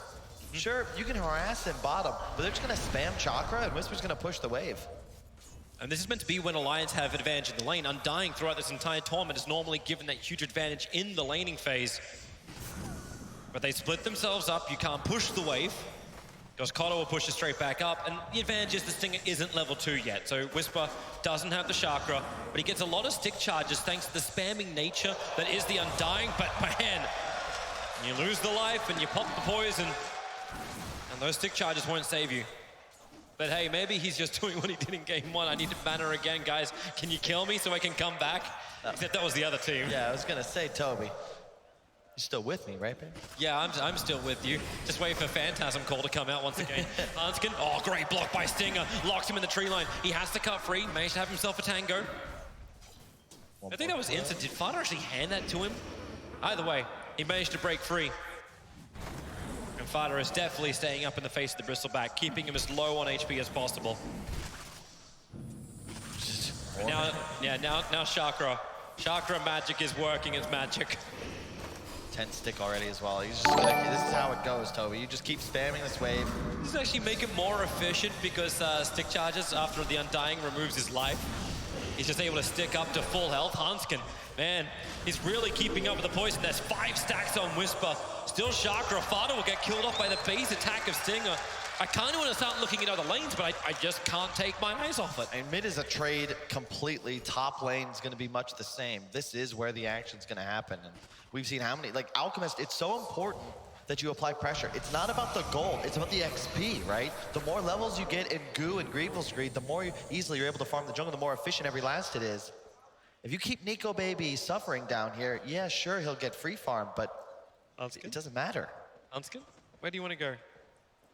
He's gonna hide behind the one individual tree and then get seen by Stinger once again. He denied the invis rune. He could have walked over and just grabbed it. Instead, he's making Stinger do the long run. I was gonna say, isn't he just gonna, okay, this is a juke. I thought he was gonna turn around and be like, nah, I should actually just die to the tower. Yeah. I just need a little distance. Keeper of the light. It should still get level 3 now, and like, I don't know, remembering Stinger, getting free levels by heroes denying themselves to tier 3 towers. This guy is fantastic on the hero, especially if you can give him some levels. Yeah. This is definitely his best hero, and I'm glad that Beastcoast found a way to utilize it. Again, they got that Wraith King Coddle combo, so it's a question of, did Alliance have the right read? I remember the Puppy exit interview. Oh. Stinger. Nice to shock him up. Wait, no, hang on. There, this isn't happening. This is a Shadow Demon Undying. There's no arrow coming in. I'm like, you can get the disruption off, keep the decay going. Maybe there is the early point in concoction from Nico. So in the exit interview from TI, Puppy talked about how they just misvalued the Alchemist, right? It's an interesting concept now because perhaps Alliance overvalued it in a sense. They gave Beastcoast exactly what they wanted again. They have a Mirana Coddle combo. It's literally the same draft, actually. Isn't this the same? Wait, they were. It's a Bristle instead of an Omni, but it is the exact same draft. But everyone's trying to battle for the double stack that just came down to Coddle and Bristle together contesting Hanskin. Supports are having to do hard work.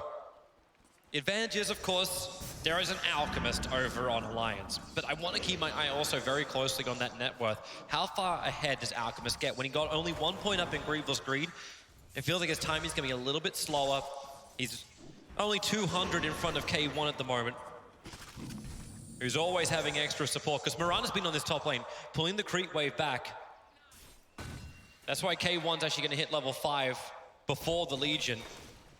And Lina rotation too, while on bottom lane, Disruption is all for the 5-minute bounty runes. Whisper, Concoction's done his good, but Blinding Light forces them back. Hanskin can't get enough damage out. And then you even bottle the runes up while up on top. There's that kill on 33, the rotation from Crystallock. Not only does he get the bounty runes, he also gets the kill on that offlaner. That was a really nice play. He thought about just going back for the other bounty rune instead. Wisely turns around and they immediately go for a kill. Stun into arrow, man. There's a reason this Mirana hero keeps getting picked up. It's such easy kill setup. And now it feels like Alliance, like, what do you want to do? You can't rotate top to stop the Wraith King. You don't have enough kill power for it, and he can just, you need to do it twice anyway if he wants to skill up the reincarnation. And if you do that, Whisper's gonna just force your bottom tower. You'll get enough space to get 6, and then this warpath damage arrives. The problem is Nico is just level 4, not even 4.5, and he needs more levels. There's no reason to be going to the jungle until you're at least 6, preferably 7 or 8, so. They felt they had to run a tri-lane. Yeah. And still, Fada's down here. You don't care if Undying's level 3. In theory, you'd like Alk to be farming in alone as the support chases the offlaner around in circles, not soaking XP at all. It's really cool from Beastcoast trying to slow him down. And so far, they have the net worth lead. SD, I'm really not quite certain what Hanskin was hoping to achieve here. Schofield is just attacking forward, but here comes your Wraithfire Blast. The creep wave is going to block the line for the arrow, but Hanskin still got a fair chunk of damage. He's trying to get the poison up. Schofield, even at full mana, still doesn't want to waste any of his abilities. Yeah, this is a really cool hero against the Alk, of course. We've seen Whisper's under the tower. He's underneath the tier 1 tower. Give him some Chakram, so welcome more to Quill Sprays. TP support's coming in. You've got at least one quick stun, Bristle back. He's in very deep. No more stick charges available. He just wants Nico, and he claims him as well. Yeah, I love that. Whisper, he's like, I am killing this Alchemist. I do not care if I trade my life. I am not the carry. I have a Wraith King. And his name is Ektar. And he understands his job. Here comes your follow-up arrow up on top, combining with the Starfall damage. 33 needs more life. He's able to get it. A quick hit from the Moment of Courage, and with Disruption, Fana moves in, dropping the Tombstone. K1 now has to run out, has stick charges. If only he had the duel that might have been able to turn around there. Just short of the level. But now you've brought both your supports up to the top lane. So what happens? Whisper and Stinger, they just start all over again with Nasal Goo, Whisper. Yep, prep him up. Crystallock's moved over. He's got Laguna Blade as he drops someone low. And Limp and Nico up both here. They need the Light Strike array. That's why Alchemist is running so far on the side. More TP supports coming in the form of the SD. The Concoction only mini stuns over on the Bristle, but you've still got Limp. Low on mana, 21 charges available. Can't finish the job over on the Keeper of the Light. Disruption, Light Strike arrays, all a little bit off target. But Limp hit by that Dragon Slave. Stinger can die in the meantime, but Whisper keeps on going under the tower, killing off that mid Dazzle, and Legion Commander dies up on top lane, catching it all. They've just abandoned the mid lane, and Fata, I like that he's getting some XP in farm middle. There was no one there. You never want to leave a lane empty, but you got to consider, they're diving my Alchemist. Somebody's got to be able to stop this. He had TP'd there to shove the lane, and he gets level 5 off of it, but it's never a good sign when the Undying has more levels than the Alk. And how giving is that as well from Stinger? He drags the Scoffeld. He drags the creep wave off the lane. Whisper, bad. Is he really just going to go straight up on Hanskin again? He didn't have his extra support this time around, so Stinger was doing that pull in mid to make sure there was going to be the extra farm coming into the Lina. And Bristle dies for the 3rd time this game. You force the TP on the Dazzle, though. You're all right with that. All right, now you're just getting a, more of a core position Undying.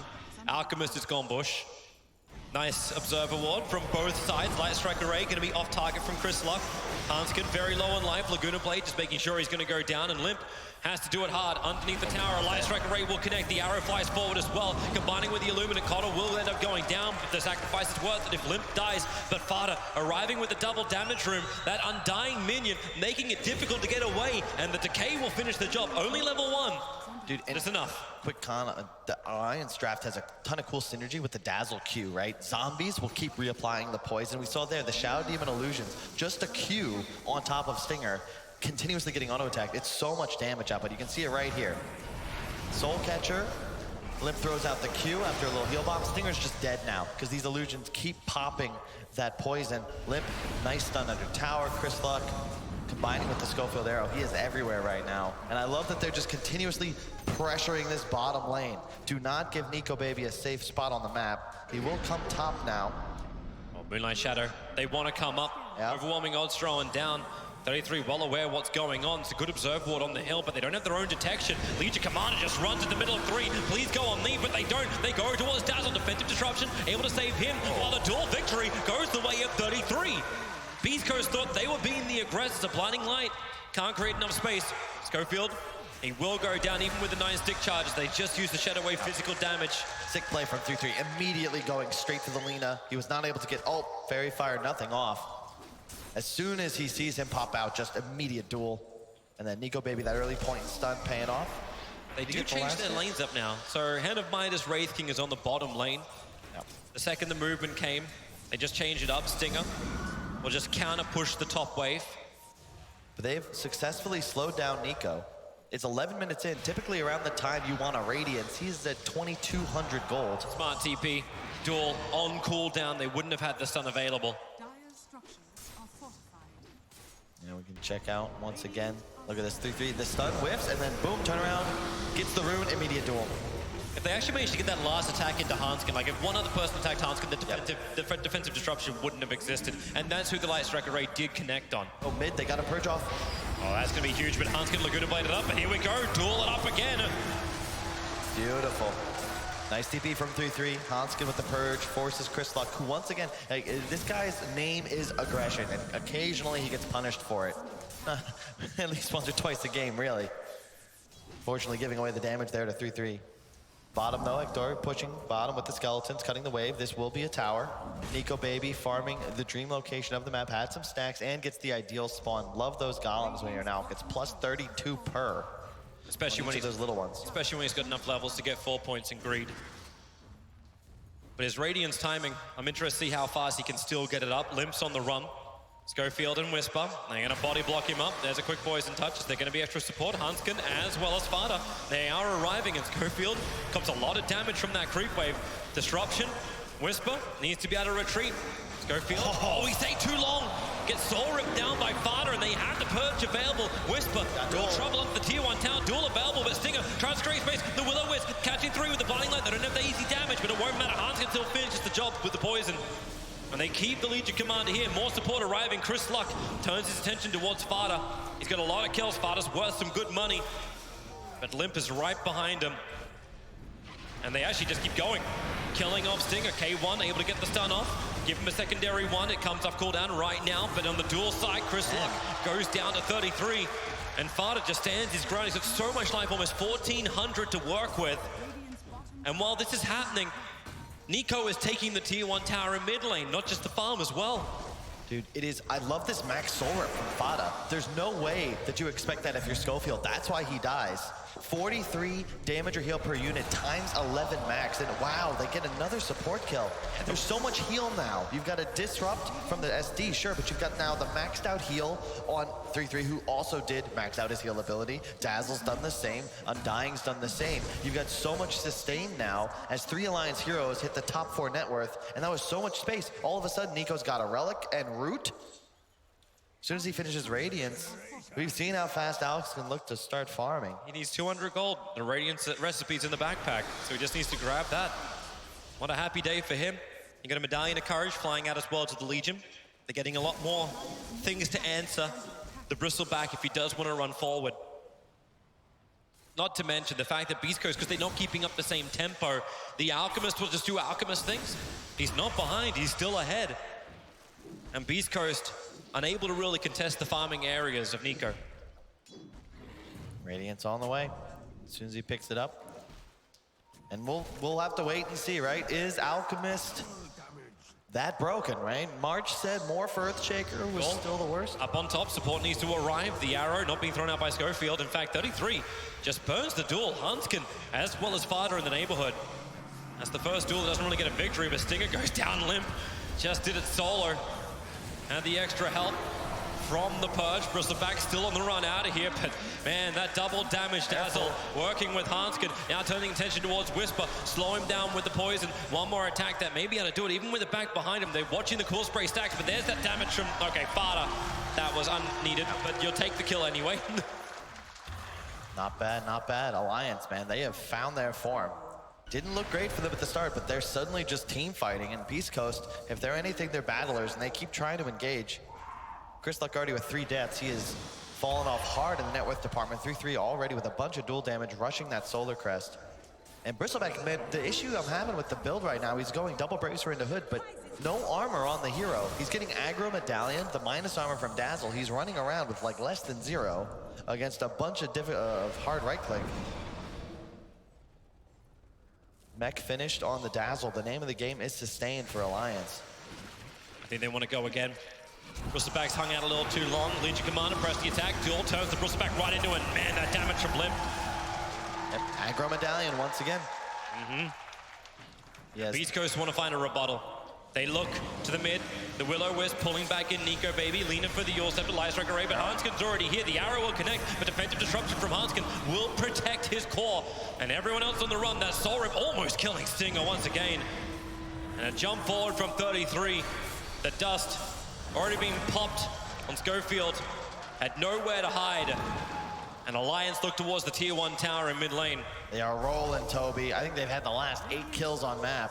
And all the items, like they got the kill top, Alchemist gets jumped mid, sure, but immediately there's 5 Alliance heroes there. Yep. It is not a kill you really can go for nowadays.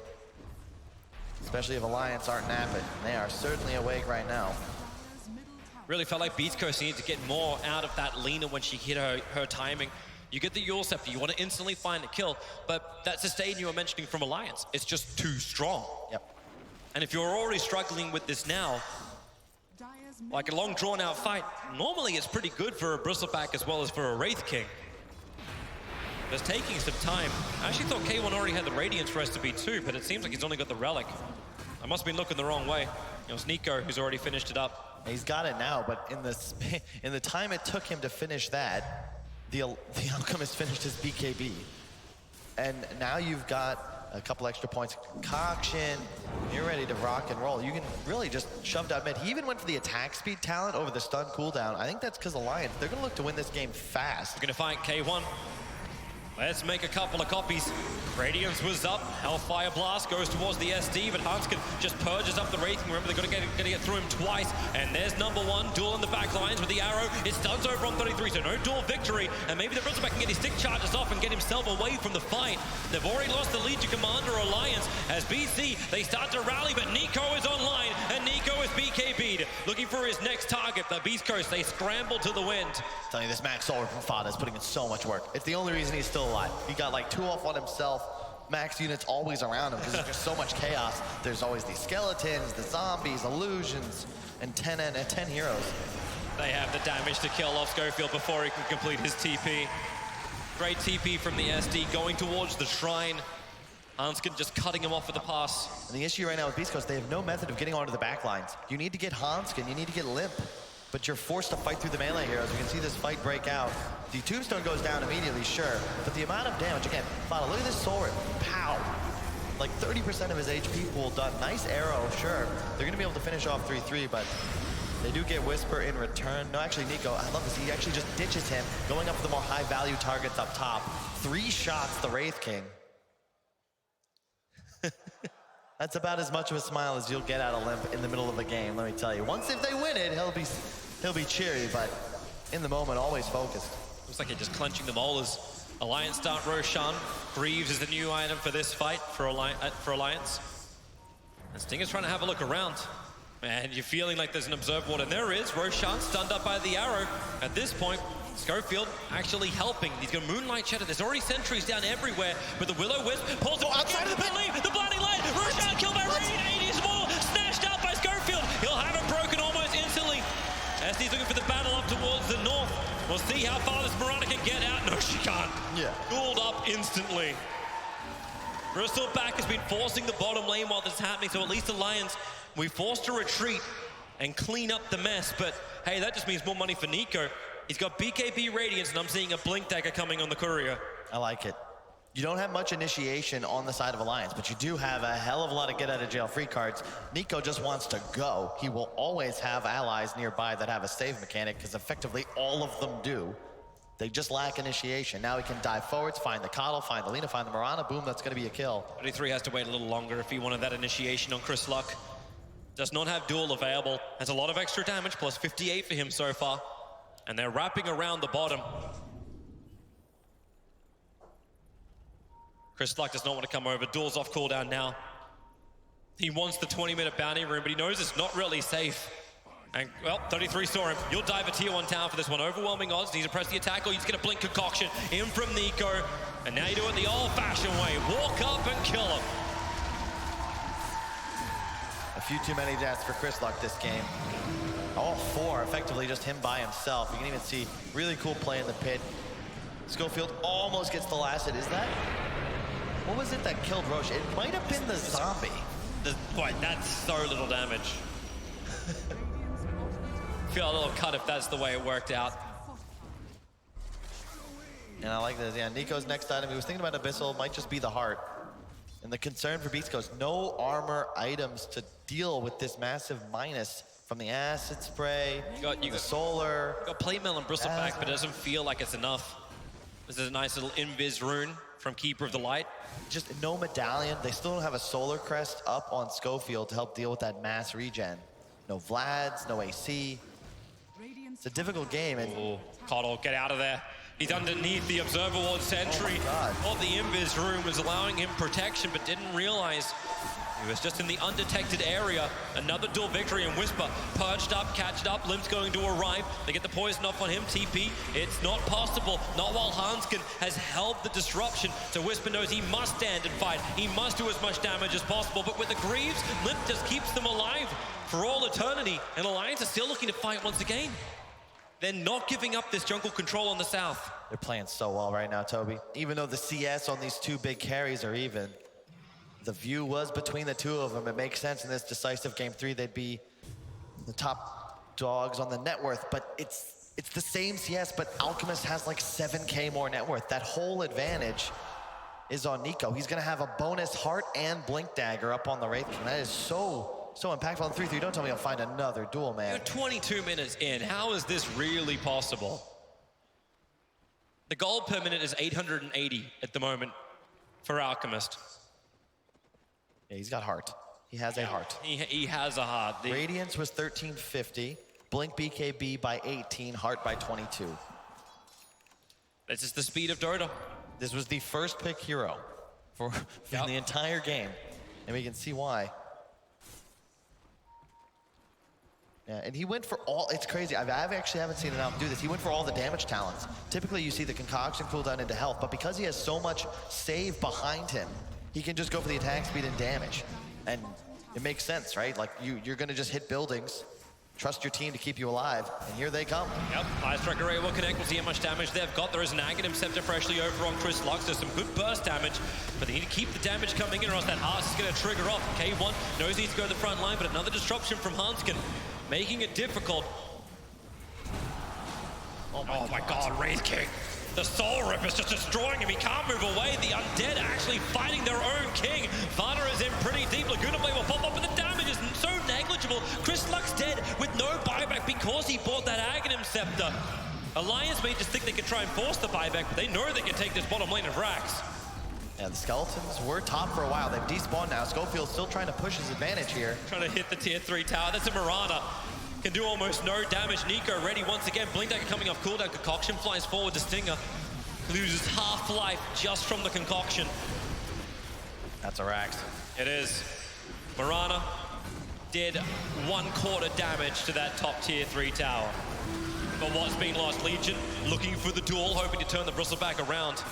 Instead, Concoction, jump over to Stinger once again. A quick stun from K1 does not buy enough space. In fact, now the duel is out. The Wraith King, he will die the first time around. 33, cracking the 100 mark. Buyback comes in from Coddle and Beastcoast. They have to defend strong. Hanskin wasting time. Self-disruption for the blinding light. Pushing back Limp. Undying way too close, but he's going to have a shallow grave from Limp to keep him alive. You've still got that attack from 33. Press the attack to get him away to safety. Fada, more life, still on the run. K1's trying to finish the damn job while Whispers just quill spraying, stacking everyone up, but he'll end up going down too. Finally, they bring down Fada. But you've got a Concoction about to arrive. A stun towards Chris Luck. Chris Luck cannot afford to die right now. Limp already has the double kill.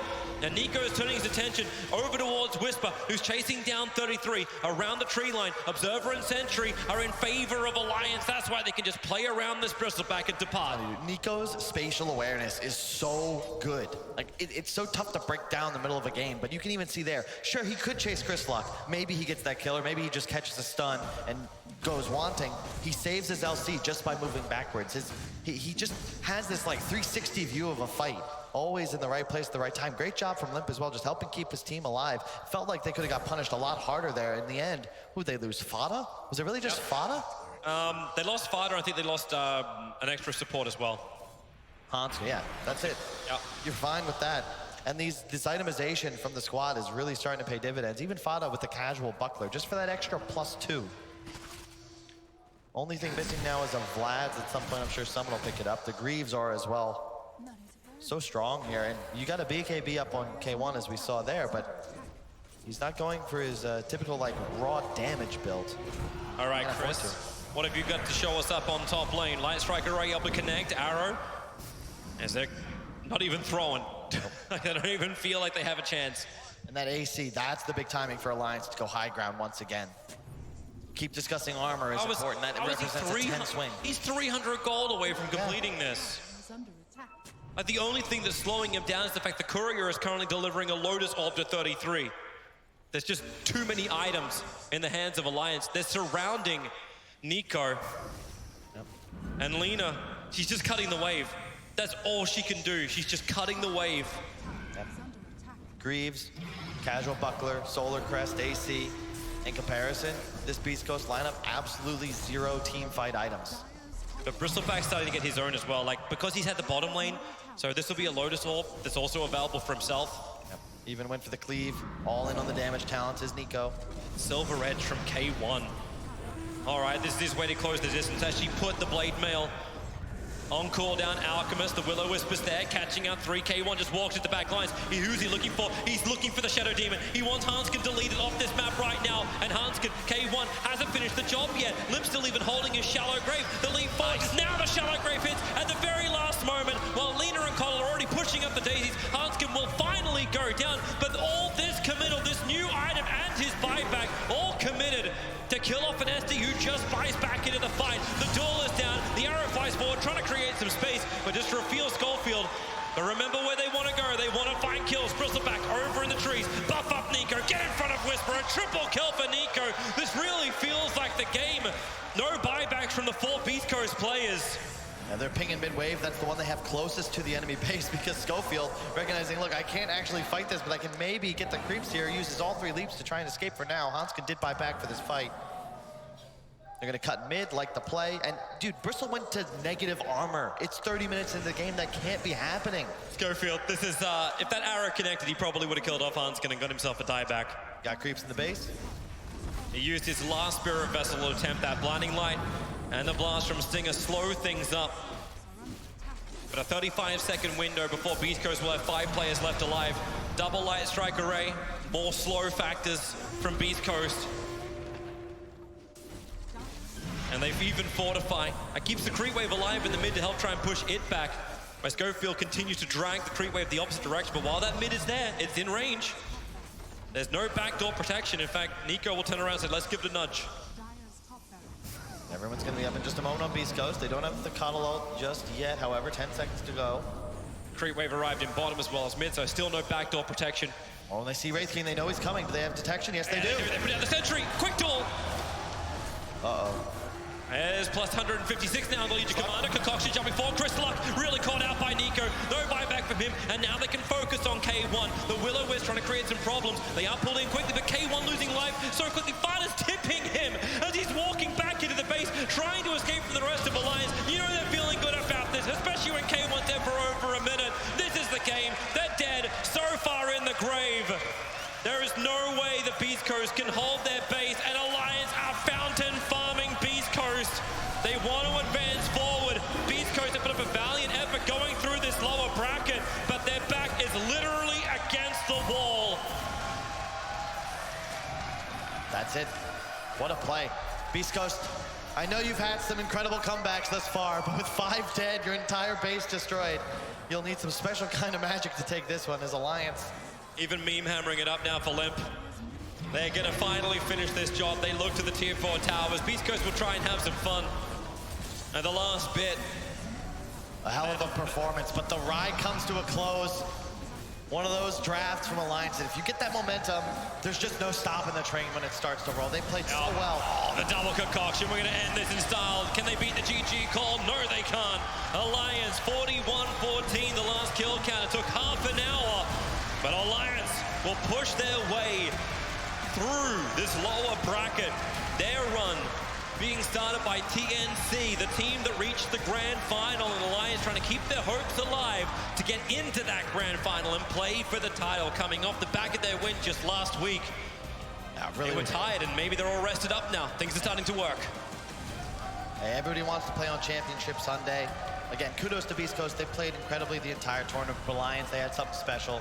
Again, you had a hard save mechanic, a bunch of sustain, the armor items stacked up, and a Nico Baby Alchemist to play around. I mean, you can't ask for more. That's that. Yeah, fantastic performance from Alliance. They're looking fantastic. I want to see more of them, but I want to give real shout outs to Beastcoast. These guys, they have entertained this crowd. Last night, they were here until 1 a.m. playing the best Dota ever against VG Gaming, but today their run, it comes to a close against Alliance. But man, what a team. I want to see more of this. They've made fans throughout the world. I think they had them even before this tournament, and they shall continue. But Alliance, they go further through. I think there's no doubt in our minds that Beastcoast have definitely made a lot more fans at this tournament. Some fantastic performances, just came unstuck at the last hurdle before the lower bracket ended. Alliance have moved on, and they keep the dream alive of winning 2 tournaments in a row over 2 weekends. We're going to break everything down in our final series of the day with the 2 men alongside me, BSJ and the Hazard here. Alan, you know, again, another great performance from Alliance, but you can't discount what Beastcoast have brought to this tournament. No, I mean, for the 4 people out there on Reddit who thought that the TI8 run was a fluke, yeah, you can sit down now. I mean, as you see these highlights, though, roll, the early game, Beastcoast was really getting it done. They pressured the Alchemist in that bottom lane. The Alina was actually winning that lane for a while against the Dazzle, and the top lane was going just fine. But this is where Alliance started to turn it. Maybe Beastcoast going to the well once too often. They had run this Radiant top shrine contest as Dire 4 or 5 times throughout the tournament. Alliance read it perfectly, and the next couple of fights, look at where they're taking place as Alliance pressures that top lane, creating the path to the Dire base. What did you make of it, Brian? I think the hero that's least talked about that needs attention is Alliance's Dazzle mid. If you don't have burst damage to prevent him from graving and sustaining his team, nobody dies. And on top of that, they have the disruption from Shadow Demon, they have the Dirge. You're just not killing anyone. And I didn't really like the last pick, Lina. I said I wanted like a Queen of Pain, this mobile hero. The only thing that Alliance's draft lacked was catch, like the ability to stun somebody and pick them off. But they can run you down, and all of the cores on the side of Beastcoast were susceptible to that. And you saw it there. They got ran at, and it was not a pretty sight. No, I mean, it was almost the opposite of what we've been seeing. It was Beastcoast getting done to them what they've been doing to other teams. And it's beyond just the catch in the individual fights. We've seen Whisper's Puck, of course, is the big example that comes to mind, but we've seen Beastcoast able to control the pace of the game via these pressure release valves and lanes, these mobile heroes able to get behind the enemy team, split push, cut off waves. They just didn't have that going on in this wave. There was no wave clear for Beastcoast that was safe. Bristleback can stand at a tower with heroes behind him, but he can't relieve the pressure in the same way a Puck, a Queen of Pain, one of those mobile heroes can. It bodes well for Alliance. Brian moving on into the top 3 now, and obviously still got a shot at winning that second title in a row. Yeah, we've seen a lot of sides of Alliance. They've kind of always built the 5-man, but the way they construct it, whether it's heavy team fight in this game, this is my favorite Alliance. If they ever get to do this, you can't just do it every game, but the sustain heavy, you know, save each other lineup. They're just so well coordinated, and they save each other every time. They do, indeed. Let's take a look at the Mountain Dew Amp Game Fuel Power Plays selection for you. Remember, you get to vote on these 4, decide which one Purge will break down for you before the end of the show this evening. So our first one is the Beastcoast Fight Back from game, is that game 1? Seems like yes. I think it is game 1, yeah. Oh yeah, this was the Chris Luck Tinker game, absolutely. These are the type of fights that I don't know if any other team would win. Maybe other than OG. You know, this is OG-esque for sure. You're just down by 9,000 gold. You can't really see the kill score very well, but they're down by like 5x kills every single game, 20-4. This is the Death Prophet Houdini move. And it was actually a nice, I believe nobody dies on either side here. This was a nice escape by both teams here. It looked like Alliance was going to have a turn behind the Chronosphere. The Legion takedown. This is number 3. Oh yeah, this was, you know, after, I mean, they just were sick. Chris Luck is sick of 33 at this point. He'd already been dueled by 4 times. It's like, please, okay, I'm gonna get at least a measure of revenge. Oh, and the blinding light out of the Roche pit as Schofield gets the Aegis. These are the type of plays you need to make if you're gonna try to come back into the game. Obviously it didn't work out for them in the end, but that's just so well coordinated. The timing was perfect, not only from the Coddle to blind line him out, but the Mirana on the same page, ready to leap in and steal it. I would be surprised if anything else wins. Yeah, I would too. That's a pretty sick play. I really would like that one to be broken down. What about the other 3? Any of the others that kind of stirred you a little bit? I mean, it's funny because the first play doesn't stand out, but it's so vintage Beastcoast, taking these drafts that we don't necessarily like, taking these fights that look like they're just gonna get rolled, and somehow managing to come back behind really intelligent spacing. Look, we talk all the time about chaos and run at you, Dota. Yep. This is a team that plays with very sound strategy. All right, let's bring in one of the main men on the Alliance side. Limp should be backstage right now joining us. Congrats, my friend. Thank you. A fantastic tournament so far after a great tournament last weekend. Is there extra pressure on you guys after that win at Dream League to perform again here?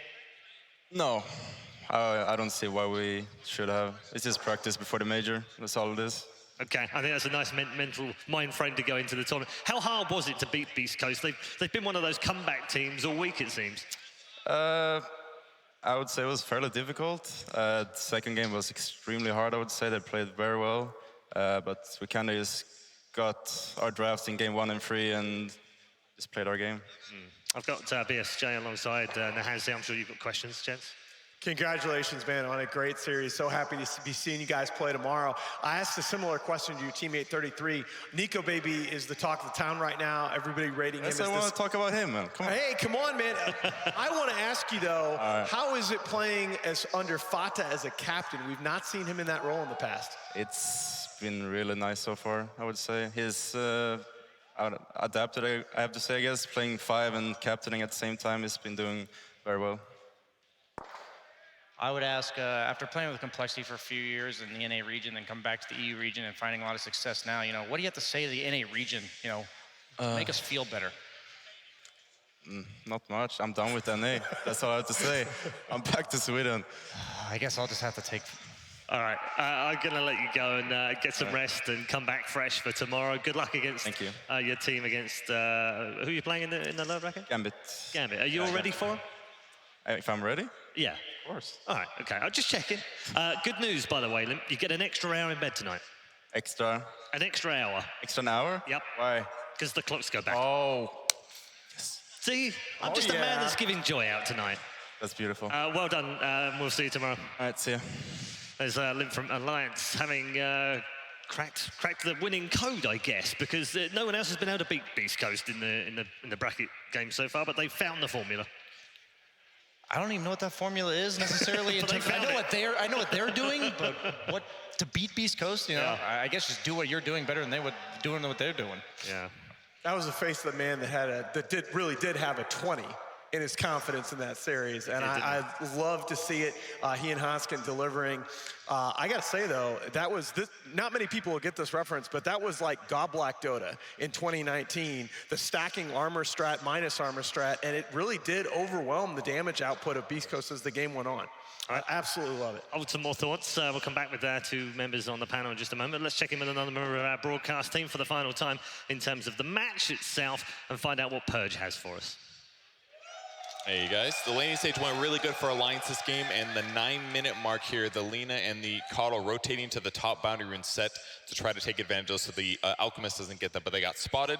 They get noticed here as well, but 3-3 is able to dodge past the Lina and avoid the stun. This is a really big deal because at the same time the arrows landed on the Dazzle. Looks like Dazzle's going to die, and if he's not dueled, Dazzle dies 100%. They win the fight, but he gets disrupted. The duel succeeds with Lina dying, and they end up cleaning up the Mirana as well on her retreat. So really good early fight. That's Lina's contribution so far. They go for another fight towards the top lane, trying to catch Limp here, but they end up turning things and chasing down the Bristleback, and you're going to see a lot of Beast Coast members rotate. Mirana getting killed really early in the fight there was huge. Fada had a really good early game for Undying with his max soul rep build, and they just have so much damage amplification to throw on the Bristleback that he's just not that tanky. He had a pretty good laning stage, but it wasn't incredible, and then Limp starts getting active in all of these early team fights. It makes it so hard for Beast Coast to take engagements, especially because Lina is just having so much trouble getting in these fights. There's no reliable disables a setup for her.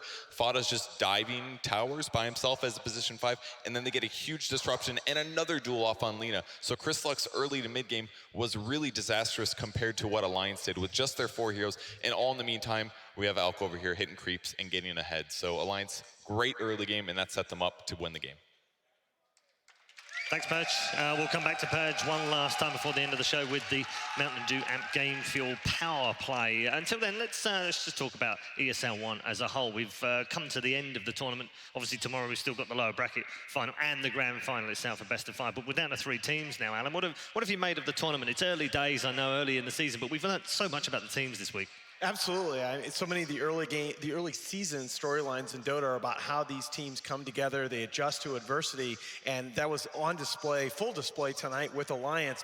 That was the first time that another team looked like they really understood what Beast Coast were trying to do and were able to anticipate their moments around the map. As Purge just broke that down, I really feel like Alliance read the timing of that top shrine rotation, and even still, if that Shadow Demon is a little bit out of position, that defensive disruption doesn't happen and the fight's totally different. Yeah, absolutely. What's been the highlight for you, Brian, over the last 5 days?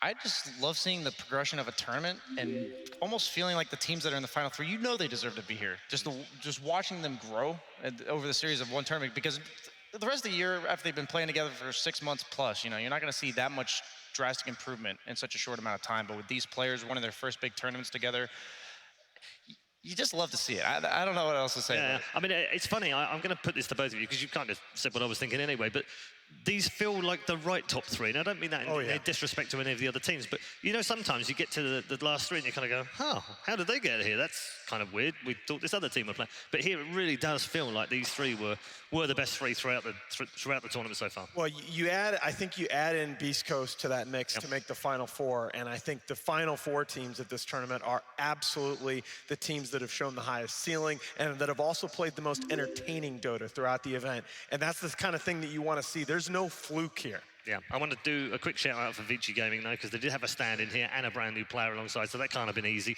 Showed us what they were made of in the groups, but they did what we call the Aster in the bracket play. Well, again, though, you look at the two situations, and Aster was this roster that came in really hyped. They did really well, but even with that full roster, you started to see some chinks in the armor early on. Vici Gaming, if anything, coming into this tournament, replacing Fade, playing with the stand-in for Yang, the expectations were a little bit lower, and I think that they showed more. Yeah, and I'm pretty sure we'll see more from them in the future as well. There's always a but asterisk starred on all of this is that we still don't have Secret, we still don't have X-Liquid, we still don't have OG. How do you think these teams, these top 3 teams in particular, stack up or will stack up against those other 3 once they do come back? What I like about all these top 3 teams is they all have their own identity. You know, they're all very confident in something specific that they like to do, and they also adjust very well in what they like to do against their opponent, meaning they still do the same thing, but they modify it to their current opponent, and like you saw it in this game with Alliance. And I think that this is the perfect time of the year for these teams to catch up, almost. Obviously, we expect them to not necessarily be better, but I think they're ready to be contenders for these top-tier teams. Here's the thing, right? Okay? And the reason why I think Pro Dota is just so amazingly compelling each and every year, all of these teams suck compared to what we're going to see at the 3rd and 4th majors of the year and at TI. Like, I don't care if Liquid and Secret are playing. Improvement is the name of the game, and how these teams make adjustments. And that's why a team like Alliance getting out of this, I need Nico Baby to win me every game. A team like TNC showing so many different looks and the ability to use Gabby in different ways. That's where you look at these teams and you say, okay, how good are they now, but how good can they be? And I think all 3 teams left in particular, their ceilings are huge. You agree with that? I absolutely agree with that. Yeah, I can't wait until all of the teams come together at some point in the future. I guess it's going to be a little while before they do that. But in the meantime, make hay while the sun shines, right? I'm loving it. It's been very good. Least impressive part of ESL 1, what have you not enjoyed? Who's underperformed other than Team Liquid? Oh, I was pretty disappointed by NIP. Peter is one of the best captains that's ever played our game, and you expect him, especially after the last 2 years. You know, forget TI for a second. Sure. He's brought these very diverse rosters together, players that haven't had the same level of success, and made TI, and at least before the tournament, looked like he had a real shot to make some noise. This NIP team, there's not a clear path forward. Right, it's going to need some work, isn't it? Yeah, okay. More thoughts on the way. But let's check in with Purge, because he's ready to drill back into your choice for the power play. Let's find out what it is. The Mountain Dew Amp Game Fuel Power Plays. Hey guys, you wanted to see the Mirana Aegis snatch play. So this is an interesting moment in the game. Alliance is pretty ahead here, and grabbing an Aegis is going to give the Alchemist a massive win condition. He can go hit buildings, and he's backed up with all the healers and defensive spells that they have. So this would be really bad for Beastcoast. One good thing is they do have some observer wards on the map, spotting the high ground area over here. So that's going to spot some of the heroes that are going to run nearby. But they also have a sentry in the river as well. But the problem is that as their opponents use their invis and start approaching, they don't have high ground vision, so they don't really get to see them until it's a little bit too late here. And as a result, Coddle swings in the top. They actually kind of ships in the night up here with the Shadow Demon, maybe a little out of position going towards the shrine area. The blinding light separates them from the Roche pit. Schofield's able to grab it. Unfortunately, only level 1 leap and runs out of charges since they're recharging a bit slow. So either way, not the best thing for Beast Coast, but still a nice advantage that they took away from their opponents that would have made the game a lot harder. Thank you very much to Purge. Thanks to all of our broadcasters today. We're coming to the end of the day, but first of all, let's check in with the Mercedes-Benz MVP. You've been voting, obviously, in your droves, the top 3 as they are right now. Nico Baby, Chris Luck, and Paparazzi. I refuse to call him yours. I'm just not doing it. However, those are the top 3 right now. You can still change that by making sure that you get your vote in, whether it's either tonight or whether it's tomorrow at the end of the tournament. That's fine as well, as long as you do it before the end of the grand final. That is it as far as the panel are concerned. My thanks to BSJ and to Nahaz and to all the people that appeared on the panel throughout the day. However, we haven't finished the show just yet. We've got a couple of special guests in Loader and Hansken who are on the stage right now with Rich. Yeah, very, very excited for this one. We got a lot to talk about here. Got you guys on the casting chairs. Let's just dive right into it. Yeah, that's what these are. But yeah. This is a casting chair? Yes, yes, it is. Beautiful. Welcome, welcome. I'm very happy that we're finally in this moment together. We met a while ago, right when I first started doing stuff with Dota. Yeah. We had a big opportunity to talk, and I think one of the things I'm really excited to talk about right now, having you here, is what actually happened when you formed this new roster. How we formed the roster? Yeah. How did you actually decide on this roster in particular? Sure. I mean, this roster, like, in the shuffle, you know, like that happens after TI. Like, I was pretty set on playing with Limp, and then we got in contact with Farah and 3-3 just online, like, and those are people I've been looking up to for a while. They were not really happy with their new season, so they wanted to do something else. So it was quite an easy choice to go with them, and then, you know, everyone kind of had their eyes on Nico. I think a few more other teams wanted him as well, but he chose to get with us, and, you know, it's pretty simple. You had two duos that wanted to come together, and Nico was the last piece of the puzzle, yeah. I mean, definitely seems like it's working, right? And with that, you come out, you're playing great so far in this tournament. You already know you're going to be heading to Sunday tomorrow to actually see if you're going to be able to take down another win after already winning DreamHack. And I kind of want to ask you, before we talk about how important that is for the whole season, how does that feel when you just form a new roster and to see that success? Wow. I was honestly a little bit mind blown. I couldn't have wished for a better start of the season. I rarely have high expectations. I usually, you know, plan for the worst, but this time they played so well. It was so entertaining. It just looked like everything clicked pretty much. It was beautiful. Now, I want to go back to something Limp actually said just a few minutes ago. There was an interview, the boys at the panel got to talk to Limp, and he said all of this is just practice for the major. Do you feel that way, or do you feel like getting these early wins is huge for you guys? I mean, for me personally, and I think for most of the guys, it's like we're definitely trying to win. We're doing our best and everything, but like in reality, like the main goal is going to be TI. So like what we do here is we apply pressure to ourselves by playing these tournaments, and we try to get as much experience as we can as a group. You know, Farah being a new captain and everything, we just want to like find our groove, and hopefully we can take a good experience out of all these lands, no matter win or lose, and go with it to the major, yeah. Yeah, I mean, it's so early in the year, but also to see back-to-back wins, it seems like something that is definitely a little bit of a good look for the rest of the year. I don't want to say foreshadowing because that sounds like a bad thing. It's happy foreshadowing. We'll have to see if you guys are able to keep the ball rolling here. Congratulations on everything you guys have already accomplished. Good luck tomorrow. Thank you. Guys, you definitely want to make sure that you don't miss Championship Sunday tomorrow.